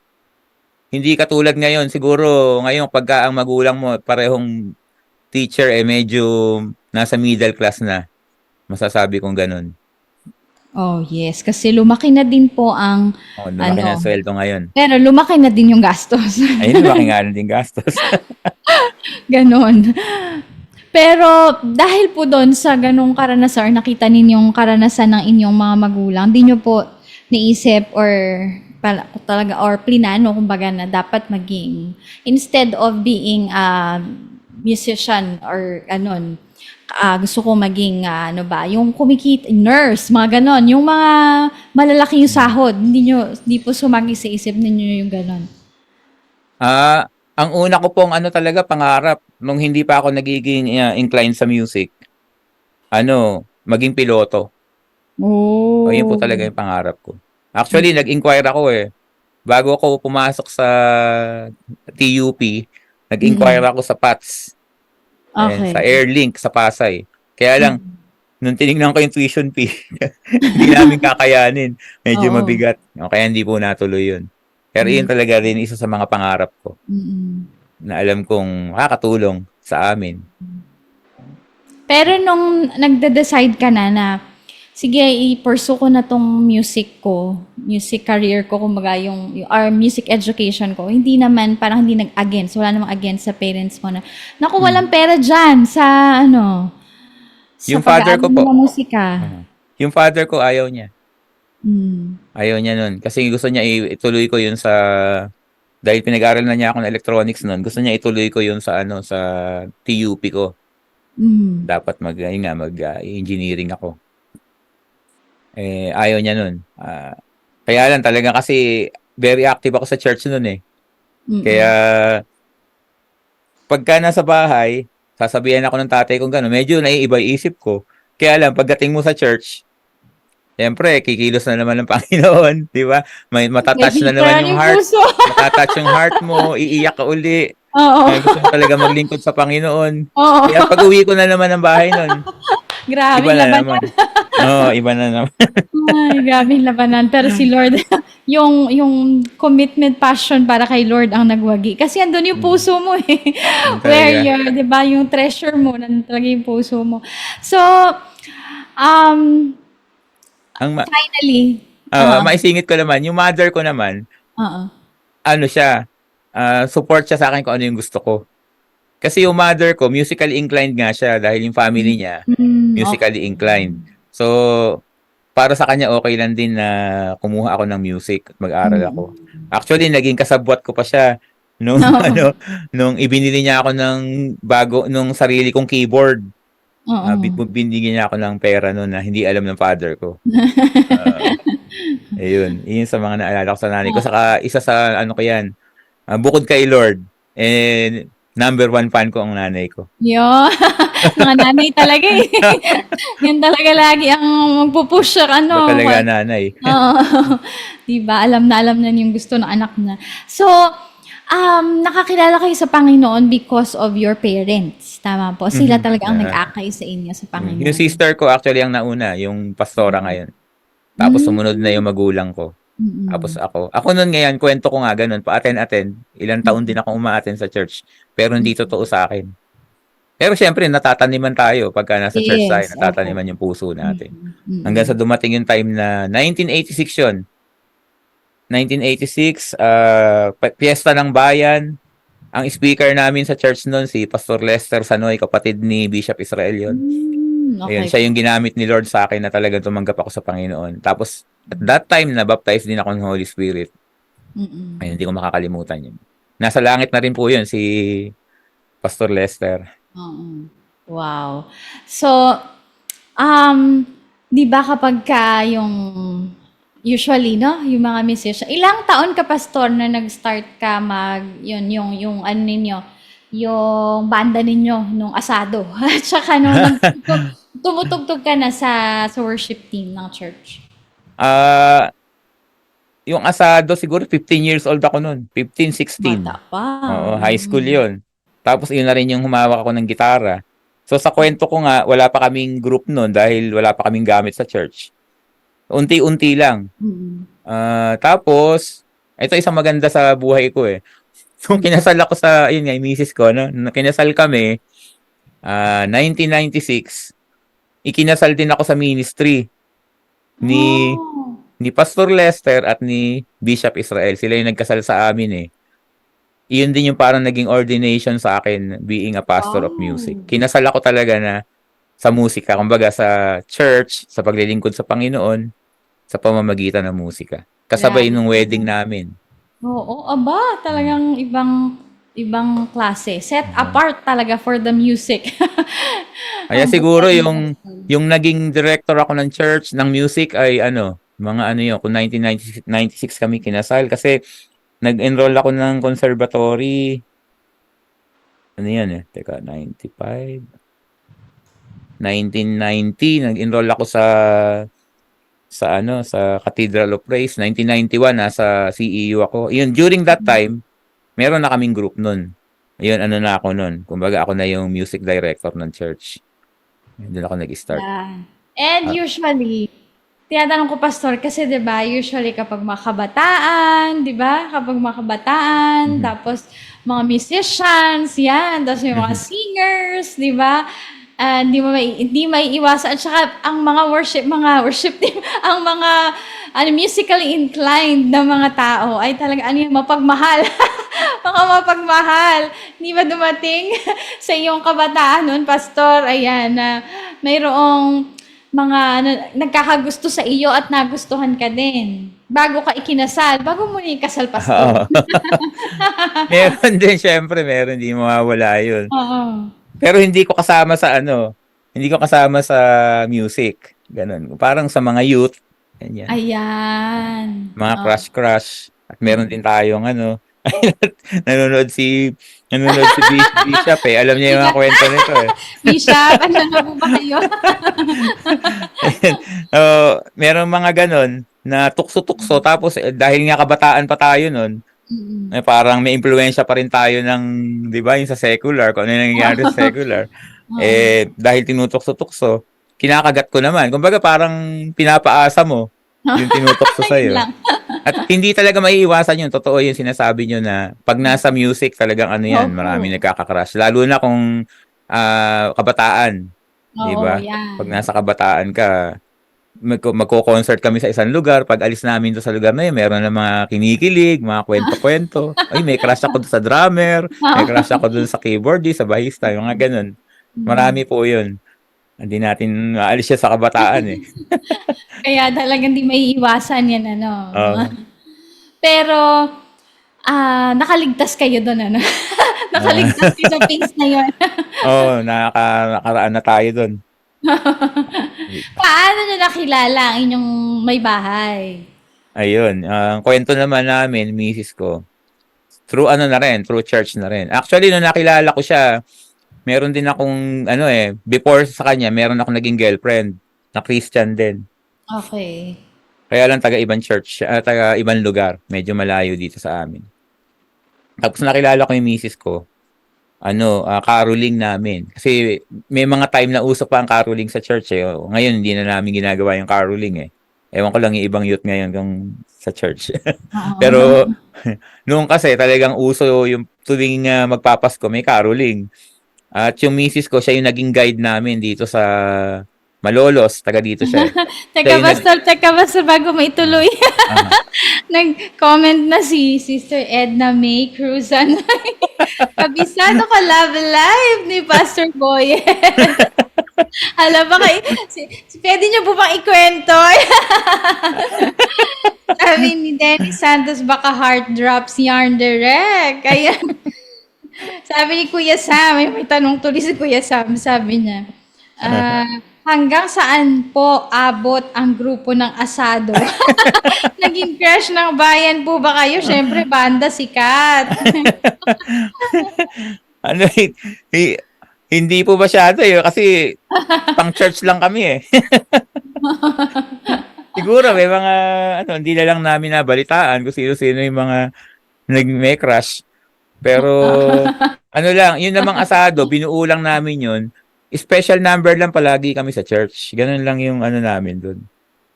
Ayun, okay. Doon sa Asado, ang ganda ng pangalan. Ano po ang, seryoso nga, Pastor, Asado talaga yung So, pag tinatawag kayo, let's all welcome! Asado! Ganun po ba yun? Hindi, parang ganito po yun. Kaya lang nabanggit yung pangalan na yun. Parang naging pangalan namin. Dahil nga may menudo. Mag-special number kami. Wala kaming pangalan. So, sabi ni Pastor Israel nun, tawagin na lang natin, Asado yung grupo natin. So, eto na, inintroduce kami. Sila daw po yung Asado. As nakasanayan na ganun. Ayun, naging Asado. O nga, hindi kami nagkaroon ng namin, permanenteng pangalan. Pero yung nung bumuo kami ng banda, yung meron ng mga instruments. Kasi yung Asado, boy band, gitara lang, tapos voicing lang kami. Okay. So, both, lahat kayo singers. Singers. Bali, kami no, siguro 5 kaming kumakanta, puro lalaki. So, gitara. Tapos nung may banda na kami, ang unang pangalan ng band namin, Lost and Found Band. Lost and Found. Si Pastor Israel ang nagpangalan nun. Lost and Found. Yung sa Parable of the Lost Sheep, di ba? Doon niya kinuha yun. Yun yung matagal namin naging pangalan, Lost and Found Band. Yun ang maraming napuntahan na lugar, maraming nagko-concert kami. Saan kami nagpupunta. Okay. Kaya lang, minsan hinahanapan kami ng mga nawawalang gamit. Kasi Lost and Found. Joke lang eh. Ayan, so, yun na, ituloy nyo na po yung pagkikwento ninyo ng paano kayo nagkakilala ng inyong may bahay. Ayun, yun nga, siya yung naging guide sa caroling. Siya yung may nakakaalam ng mga bahay na pupuntahan namin, natatapatan namin. Ayun, doon ko siya nakilala. Tapos, nag-aaral siya sa UST. Ako naman, CEU. So, magkalapit lang yung school namin. Pwedeng lakarin yun actually Menjola, tapos punta ka ng Espanya. Malayo-layo pero sa ano naman sa Manila walang malayo dun eh. Hindi Yes. ka masyadong maano maglakad dun eh. Maiinip eh dahil marami kang makikita. Ayun, nagkakasabay kami sa bus dahil pareho kaming taga Bulacan. Doon nag-start ang lahat. Ayun. So, ano Story yun, namin. Pastor? Ligawan talaga, ligawang old school, ganun, kumbaga. Yeah. Gaano katagal po kayo nanligaw? Ano nga bang katagal yun? Siguro mga ano din siya kasi noon, broken hearted siya nung time na yun eh. So ayaw Ah, pa niya eh kasi kabe-break lang niya nung boyfriend niya mm. nung dati. Ako naman, nagkahihiwalay lang din namin ng girlfriend ko. Ako naman kaya ako nakipaghiwalay sa girlfriend ko. Yun na, naalaman na. Ako nakipaghiwalay eh kasi nababarkada ako during that time. Nasa Conservatory of Music ako. Mm. Maraming barkada, may mga pinupuntahan iba't ibang lugar kami. Uh, Parang nawala yung yung biglang nag-fall out of love, parang gano'n. I see. Yun. Okay. Tapos nakilala ko na nga si Sister Arlene. Mhm. Hindi ko na matandaan kung gaano ko siya katagal niligaw, pero medyo matagal. Kasi Oo. nga siya, broken hearted siya at ayaw pa niya. Mm. Kaya lang nakita niya na mabait ako Yeah? at sabi nga niya, kaya niya ako nagustuhan dahil sa talent daw, sabi niya. Ewan ko, nanonood siya. Yan, talaga naman. Sabi ko kung wala palang talent, di mo ako magustuhan. Ayun, ang unang nakita, no? Talagang isang malaking, yung talento Yung na talento. meron kayo. Oo. So, ilang taon na po kayong kasal sa ngayon? Ano na po, 28. 28 years na kami. 20. 1996 kami eh, 96. Mm. Matagal na, malapit na mag 30 years. Yan, malapit na Wow! kami Praise the mag-30. Lord. Ilan na po ang inyong anak, Pastor? 3 ang anak namin. 2 babae, 1 lalaki. Ayun. So, talagang sa inyong buhay naman, sa inyong family life, ayan. Ano yung mga challenges na inyong napagdaanan at napagtagumpayan na ang puso ninyo kahit na ganon talagang nagpupuri pa rin sa Panginoon? Ako po, isang yung na nandito pa ako, nabuhay pa ako. Kasi isa sa mga challenge ko po ngayon, yung health ko kasi ako diabetic ako eh. Ah, since po yun, 30 years old ako, naalaman ko na tumataas ang blood sugar ko. So, katulad ng isang programa namin sa church na Every Gising is a Blessing. Yan, sila Pastor John Sanoy ang nun. Tuwing magigising ako sa umaga, nagpapasalamat talaga ako sa Panginoon na nandito pa rin tayo, buhay pa rin tayo, at makakapaglingkod sa Panginoon. Isa yan sa mga challenges.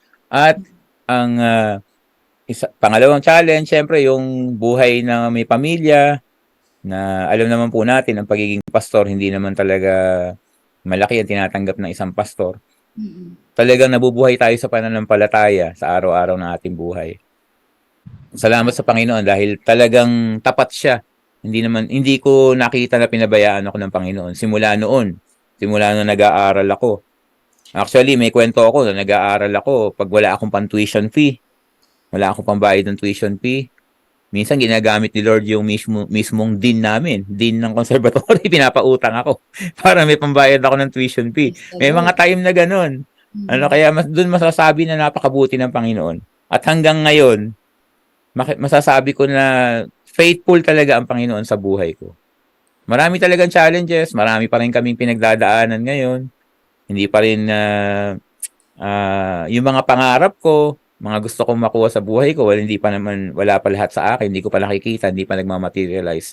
Pero mas nakikita ko ngayon, mas tinitingnan ko yung mga pagpapala ng Panginoon sa buhay ko. At isa sa mga pagpapala ni Lord sa akin na masasabi ko, yung family ko, Amen. yung asawa ko, yung mga anak ko, sila yung number 1 na blessing sa akin ni Lord. Kaya meron din akong isang kanta dun sa first album namin, yung Kataas-taasang Pagsamba. Isa joyful song yun. Ang lyrics nun ay, paggising ko sa umaga, biyaya mo'y nakikita. Hindi ka nga nagkukulang. Pag-ibig mo'y laging laan. Kaya ako nagawa yung kanta na yun kasi paggising ko ng umaga na yun, nakita ko yung mga anak ko, natutulog sila. Sabi ko, Lord, salamat dahil meron akong mga anak. Blessing mo sa buhay ko to. Kaya nagawa ko yung kanta na yun. Isa Wow. yan. Isa sa mga challenges yan sa akin, yung bang mga pangarap na gusto ko pang abutin, mga gusto kong makuha sa buhay ko, magagandang instrumento. Kasi ako talagang, yun ang mga ano ko weakness, kumbaga, para sabihin mong ganun, nakahinaan yung magagandang keyboard. Mm. Yan. Pero meron lang mga instrumento binigay si Lord sa akin na ngayon nakikita ko at nagagamit ko. Yun nga, sa pag-produce ko ngayon ng kanta, may mga taong ginagamit si Lord. Bigla na lang may magbibigay sa'yo. Makakabili ka ng gamit. Yung mga gamit ko ngayon sa recording. Wala akong hinihinga na tao pero may nagbibigay. Amen. At alam Amen. ko ang Panginoon yun. Ang Panginoon ang gumagawa ng paraan. Praise God. Kaya ngayon, nagagawa po natin makapag-produce sa YouTube channel na i-upload natin. Maganda yung tunog. Amen and amen. Talagang, si Lord ang nag-umpisa sa buhay mo, kaya talagang, siya ang nagpo-provide, nagkakaloob sa lahat ng iyong kailangan. Sa church naman po, Pastor, sa simbahan, simula nang ikaw ikinasal talaga as a music pastor ng inyong church, ano naman yung mga challenges na iyong napagtagumpayan, kasi talagang hindi madali na mag-manage, no, mag-oversee at saka mag-pastor, no, talaga sa mga sa mga tao, sa maraming tao, iba't ibang klase ng tao na may kanya-kanya ding kagustuhan at puro napapansin niyo po ba karamihan sa mga musically inclined, mga emotional, emotional talaga ng mga tao. Uh, So, ano po yung may mga challenges po ba kayong pwedeng i-share na inyo ding napagtagumpayan sa inyong ministry? ah sa akin personally, masasabi ko sa ministry namin sa Kalumpit, being a music pastor. Hindi naman kasi ako may hawak ng church eh. So support lang tayo sa mga gawain ng church. Kung ano yung sinasabi ni Lord, sumusuporta lang tayo diyan. At ang main job ko talaga yun nga, to oversee yung sa music. Singers, yung band, siyempre mag-guide sila na magtuloy-tuloy sila sa paglilingkod sa Panginoon. Siguro yung masasabi kong challenge ko yung sa personal ko. Kasi minsan may dumadating yung time na parang naiisip ko na okay pa ba na nakikita ako ng tao dito.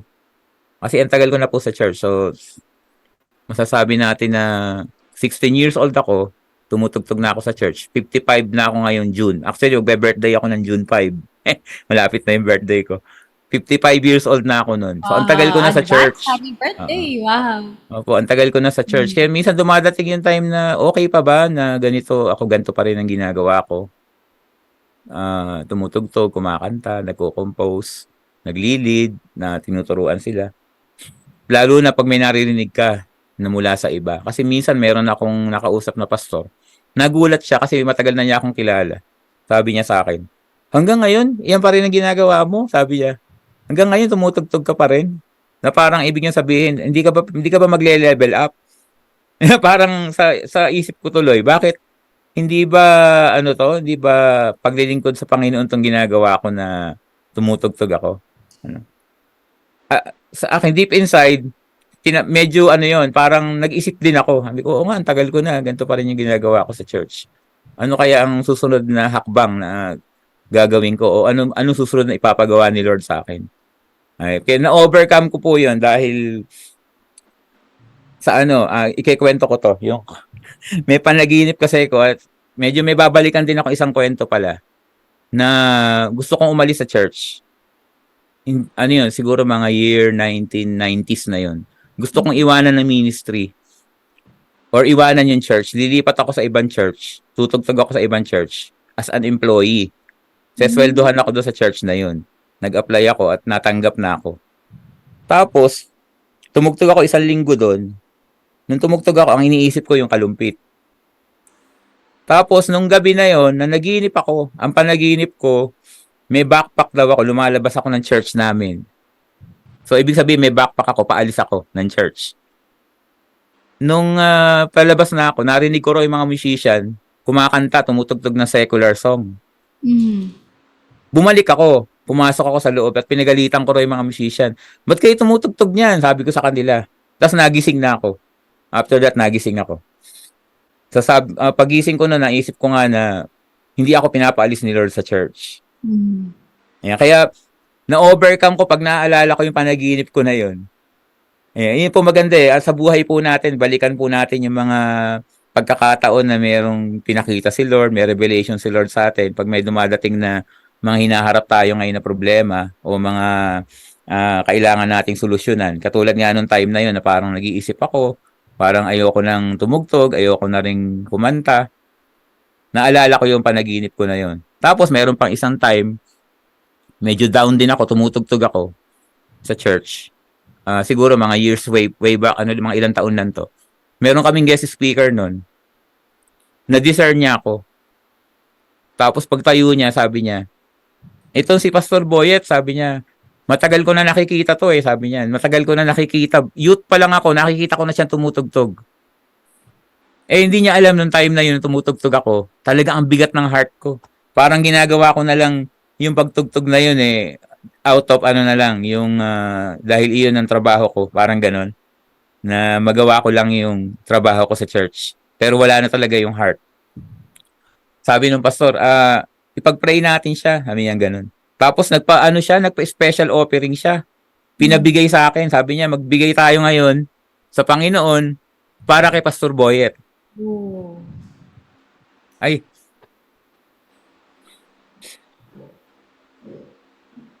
Praise the Lord. naalala ko yung Mm. damdamin. Grabe talaga si Lord.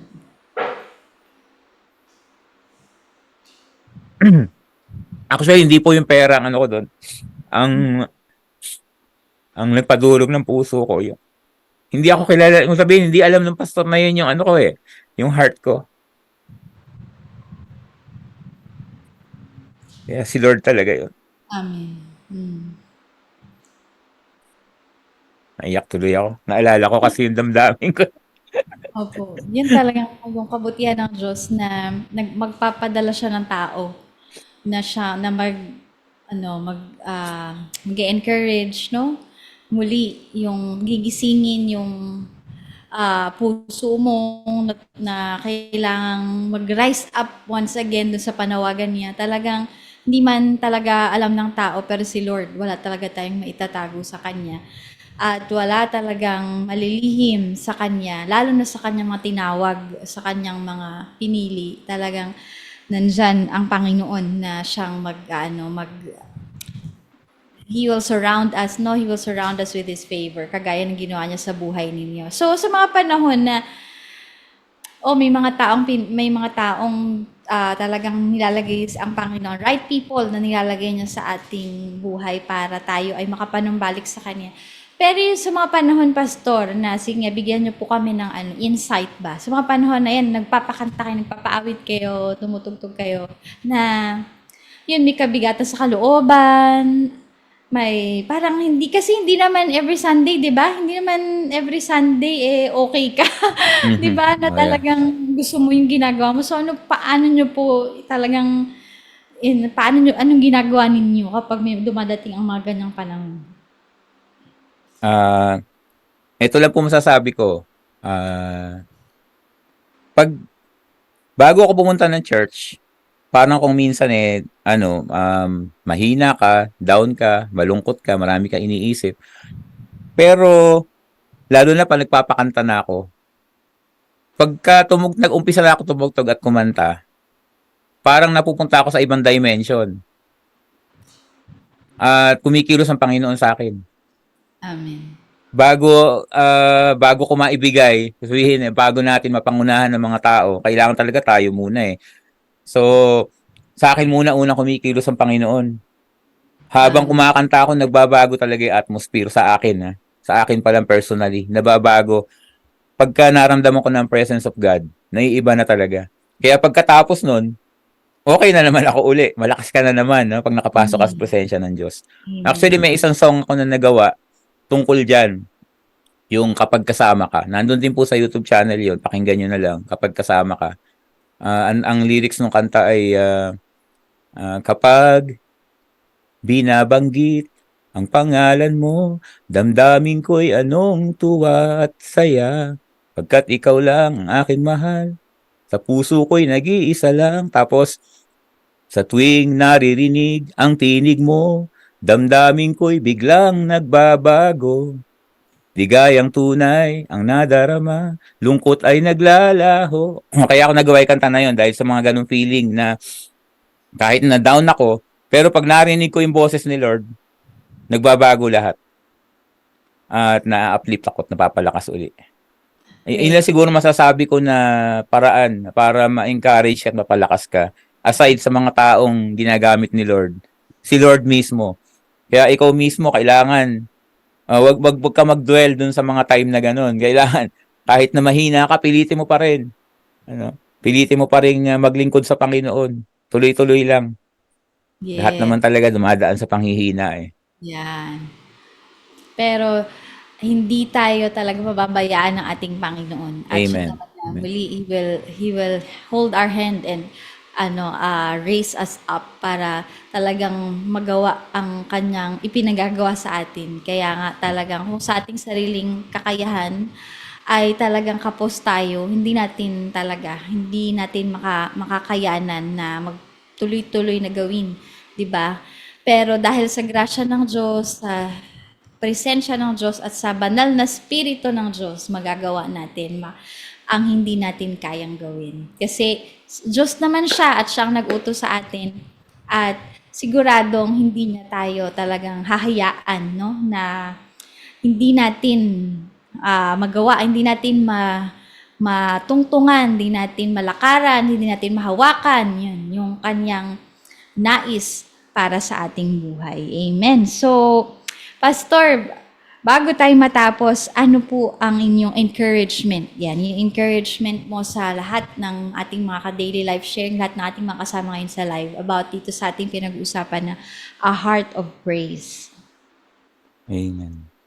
So, meron lang po akong babasahing verse sa bawat isa. Sana po maging encouragement sa inyo ito. Lalo na po sa mga katulad ko ngayon na nanonood na nasa music ministry din, na naglilingkod sa Panginoon. Basahin po natin yun sa isa sa mga paborito kong verse, Ephesians 2:10. So basahin ko po from Amplified. For we are His workmanship, His own masterwork, a work of art, created in Christ Jesus, reborn from above, spiritually transformed, renewed, ready to be used for good works, which God prepared for us beforehand, taking paths which He set, so that we would walk in them, living the good life which He prearranged and made ready for us.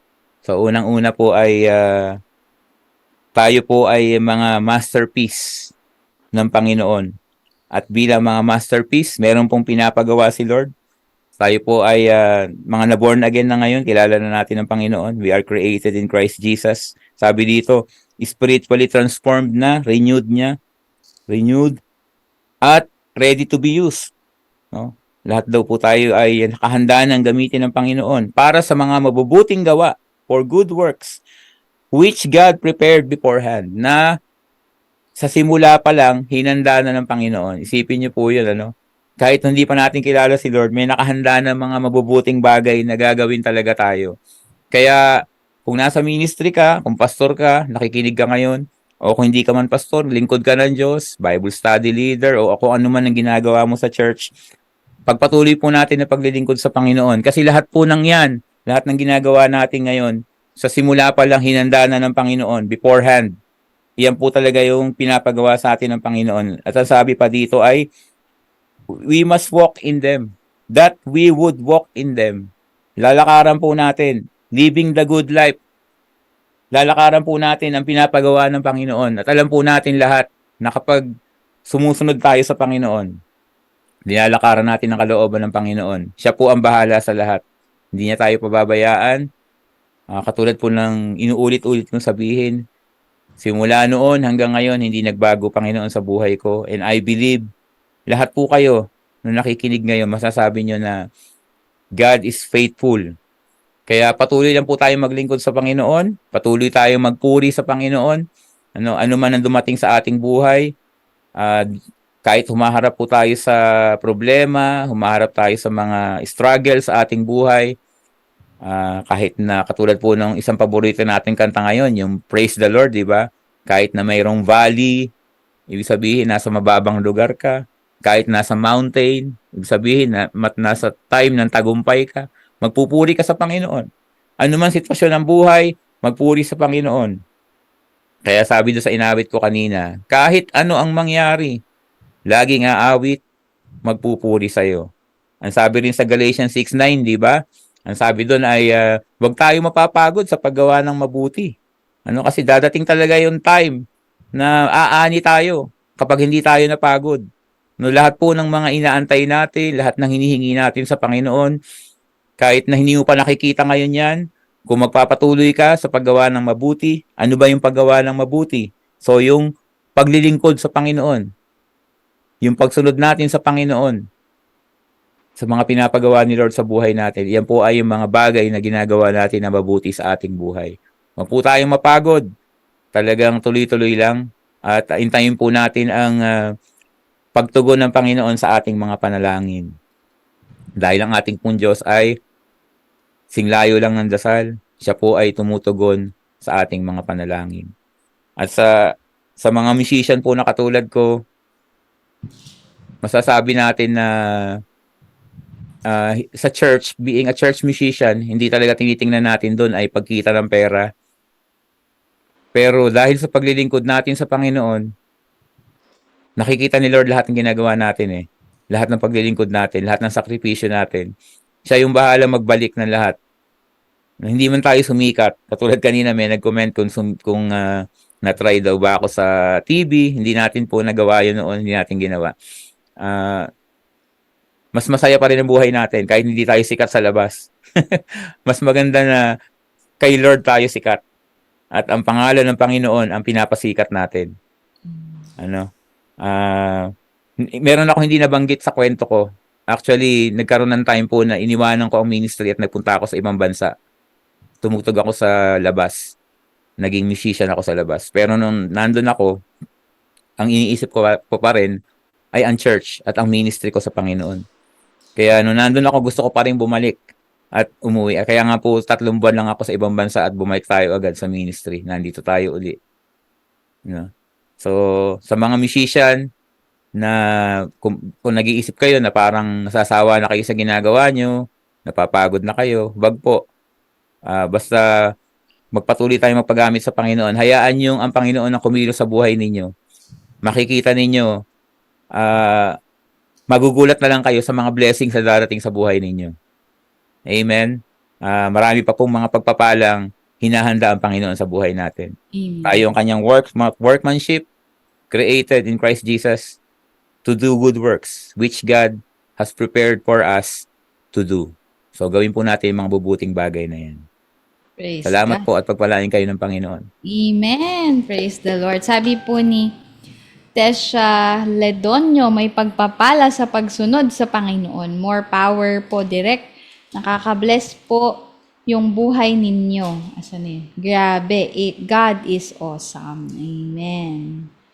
Praise the Lord. Yan. So, before tayo matapos sa hapong ito, Pastor, direct, ayan. Meron pong nais magmensahe, magbigay ng mensahe sa inyo. Kaya, panoorin po natin ito. Good afternoon. This is Pastor John Sanoy. Para sa akin, si Pastor Boy at aming psalmist, ang aming David in our church, in our generation, especially nga of his anointing to really usher us the very presence of God through his worship songs, his leading us in praise and worship, and even sa kanyang buhay, talagang pinapatunayan niya na it's not just his songs, but his life. It speaks of the goodness of God Kaya nakita ko yan sa kanyang buhay. Talagang siya ay nagtatapat sa Panginoon no matter what, sa mga pinagdaanan niya sa kanyang buhay. He turned his worries into worship, his battles becoming a blessing. Yan. Kaya para kay Pastor Boyet, naniwala ako na ikaw ang patuloy na gagamitin ng Diyos para ilapit ang maraming tao sa kanyang presensya. Kaya ang verse ko sa iyo ay be steadfast, unmovable, always abounding in the works of our Lord, knowing as much as you know that your labor, your songs, your worship, your life, your very life itself is not in vain in the Lord, especially as you do it for God's glory. So shalom, and keep on singing, keep on worshiping God, and keep on living for God's glory.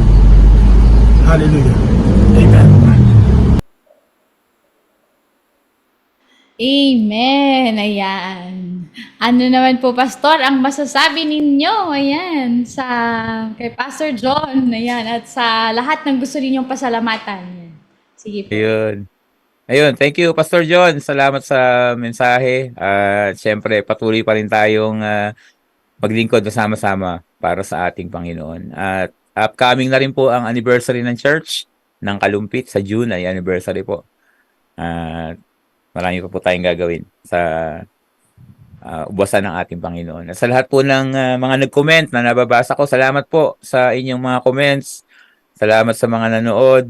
At patuloy lang po tayong maglingkod sa ating Panginoon. Patuloy po nating ibuhos sa Kanyang ating pagmamahal, ang ating pagsamba, ang ating pagpupuri. Ano man ang kaya nating gawin. Kung hindi man tayo talaga marunong kumanta o magaling kumanta, basta kumakanta. Kanta lang tayo. Wala naman kay Lord yung, hindi naman importante sa Panginoon yung sintonado ka o hindi. Ang importante kay Lord ay puso. Basta umawit tayo sa Panginoon at siyang ating papurihan. Salamat po sa lahat at especially sa iyo kapatid na kasama ko ngayon dito. Kay Pastor Dong, salamat po. Salamat kay Sister Ria. Actually kinakancel ko to dapat eh. Salamat at salamat at natuloy tayo. Yeah. Purihin ang Panginoon. At salamat sa programa niyo. Ay nakaka-bless ang programa. Amen. Yan, praise the Lord. At syempre, maraming salamat talaga sa inyong panahon, Pastor Boyet, no? Salamat sa inyong pagpapaunlak. Alam ko maraming na-bless at sa mga magre-replay pa, alam ko kayo din, Nawa ay maranasan din ninyo ang presensya ng Panginoon, maranasan ninyo ang pagkilos ng Panginoon, ang inspirasyon ng Banal na Espiritu habang kayo ay nanonood ng patutuon ng buhay ni Pastor Boyet. Amen po. So, Pastor, maaari po ba namin hilingin sa inyo ang panghuling panalangin? Panalangin po natin ang lahat ng ating mga kasama sa live ngayon. Amen. Amen. Thank you, Lord. Hallelujah. Praise your holy name. Thank you, Holy Spirit, for being with us this afternoon. Yes. Salamat po sa programang ito na kung saan ang layunin ay mapaabot sa iba, maipakita ang kabutihan mo sa buhay ng mga nagiging guest nila, Panginoon, sa programang ito. Ikaw lamang, Panginoon, ang mataas, Lord God. Patuloy mong i-bless ang church nila, ang Hub of Christ. Patuloy mong i-bless si Pastor Dong. Lord, ang lahat ng workers, lahat ng ginagamit mo, Panginoon, sa gawain na ito. At ang lahat po ng kasama namin ngayon sa live, lahat na nanonood, mga nagko-comment, Lord, continue to bless them and touch their hearts right now, O God, in Jesus' name. Jesus' name, Lord, hallelujah. Bless each and every one of us. Yung mga nasa biyahe, nasa sasakyan, patuloy na pag-iingat mo, Panginoon. Yung mga nasa trabaho, patuloy mo silang bigyan ng kalakasan, karunungan na nagmumula sa iyo. At sa lahat po, Panginoon, ng mga lingkod ng Diyos, O God, nakasama po namin ngayon. Patuloy na pagpapala mo, patuloy na pagyakap mo sa amin, Panginoon. At pag-iingat mo sa buhay ng bawat isa. Patuloy na kalakasang nagmumula sa iyo. Para sa lahat, patuloy na magandang kalusugan, Panginoon. Yes. Patuloy na pag-iingat mo in the mighty name of Jesus. Lord God, dalangin namin ang iyong pagsama sa buhay ng bawat isa. Hallelujah. Purihin ka, Panginoon, at dalangin po namin sa mga susunod pa nilang episode, mga susunod na mga interview. Patuloy kang kumilos, Panginoon. Amen, Lord. Patuloy na maging blessing, O God, ang gawain na ito. Sa pangalan ni Jesus, sa pangalan ni Jesus. Amen. Amen. Amen. Thank you, Lord. Amen. So once again, thank you, Pastor Boyet, the Lord bless you more. Ayan, and the Lord continually expand your territories, expand your capacity so that you can serve the Lord more and more. And the Lord will be magnified through your life. Amen po. So, thank you so much. And sa Love of Christ, tama po ba? Love Fellowship Church. Yan, Love Fellowship Church. Maraming salamat po sa inyong lahat sa inyong pagsuporta kay Pastor Boyet sa hapong ito. Yan. At syempre sa lahat ng ating mga daily life sharing, thank you all for being with us this afternoon. So, God bless you all. Have a blessed day. See you po tomorrow. Bye! Hi. Salamat po, Pastor. Thank you. God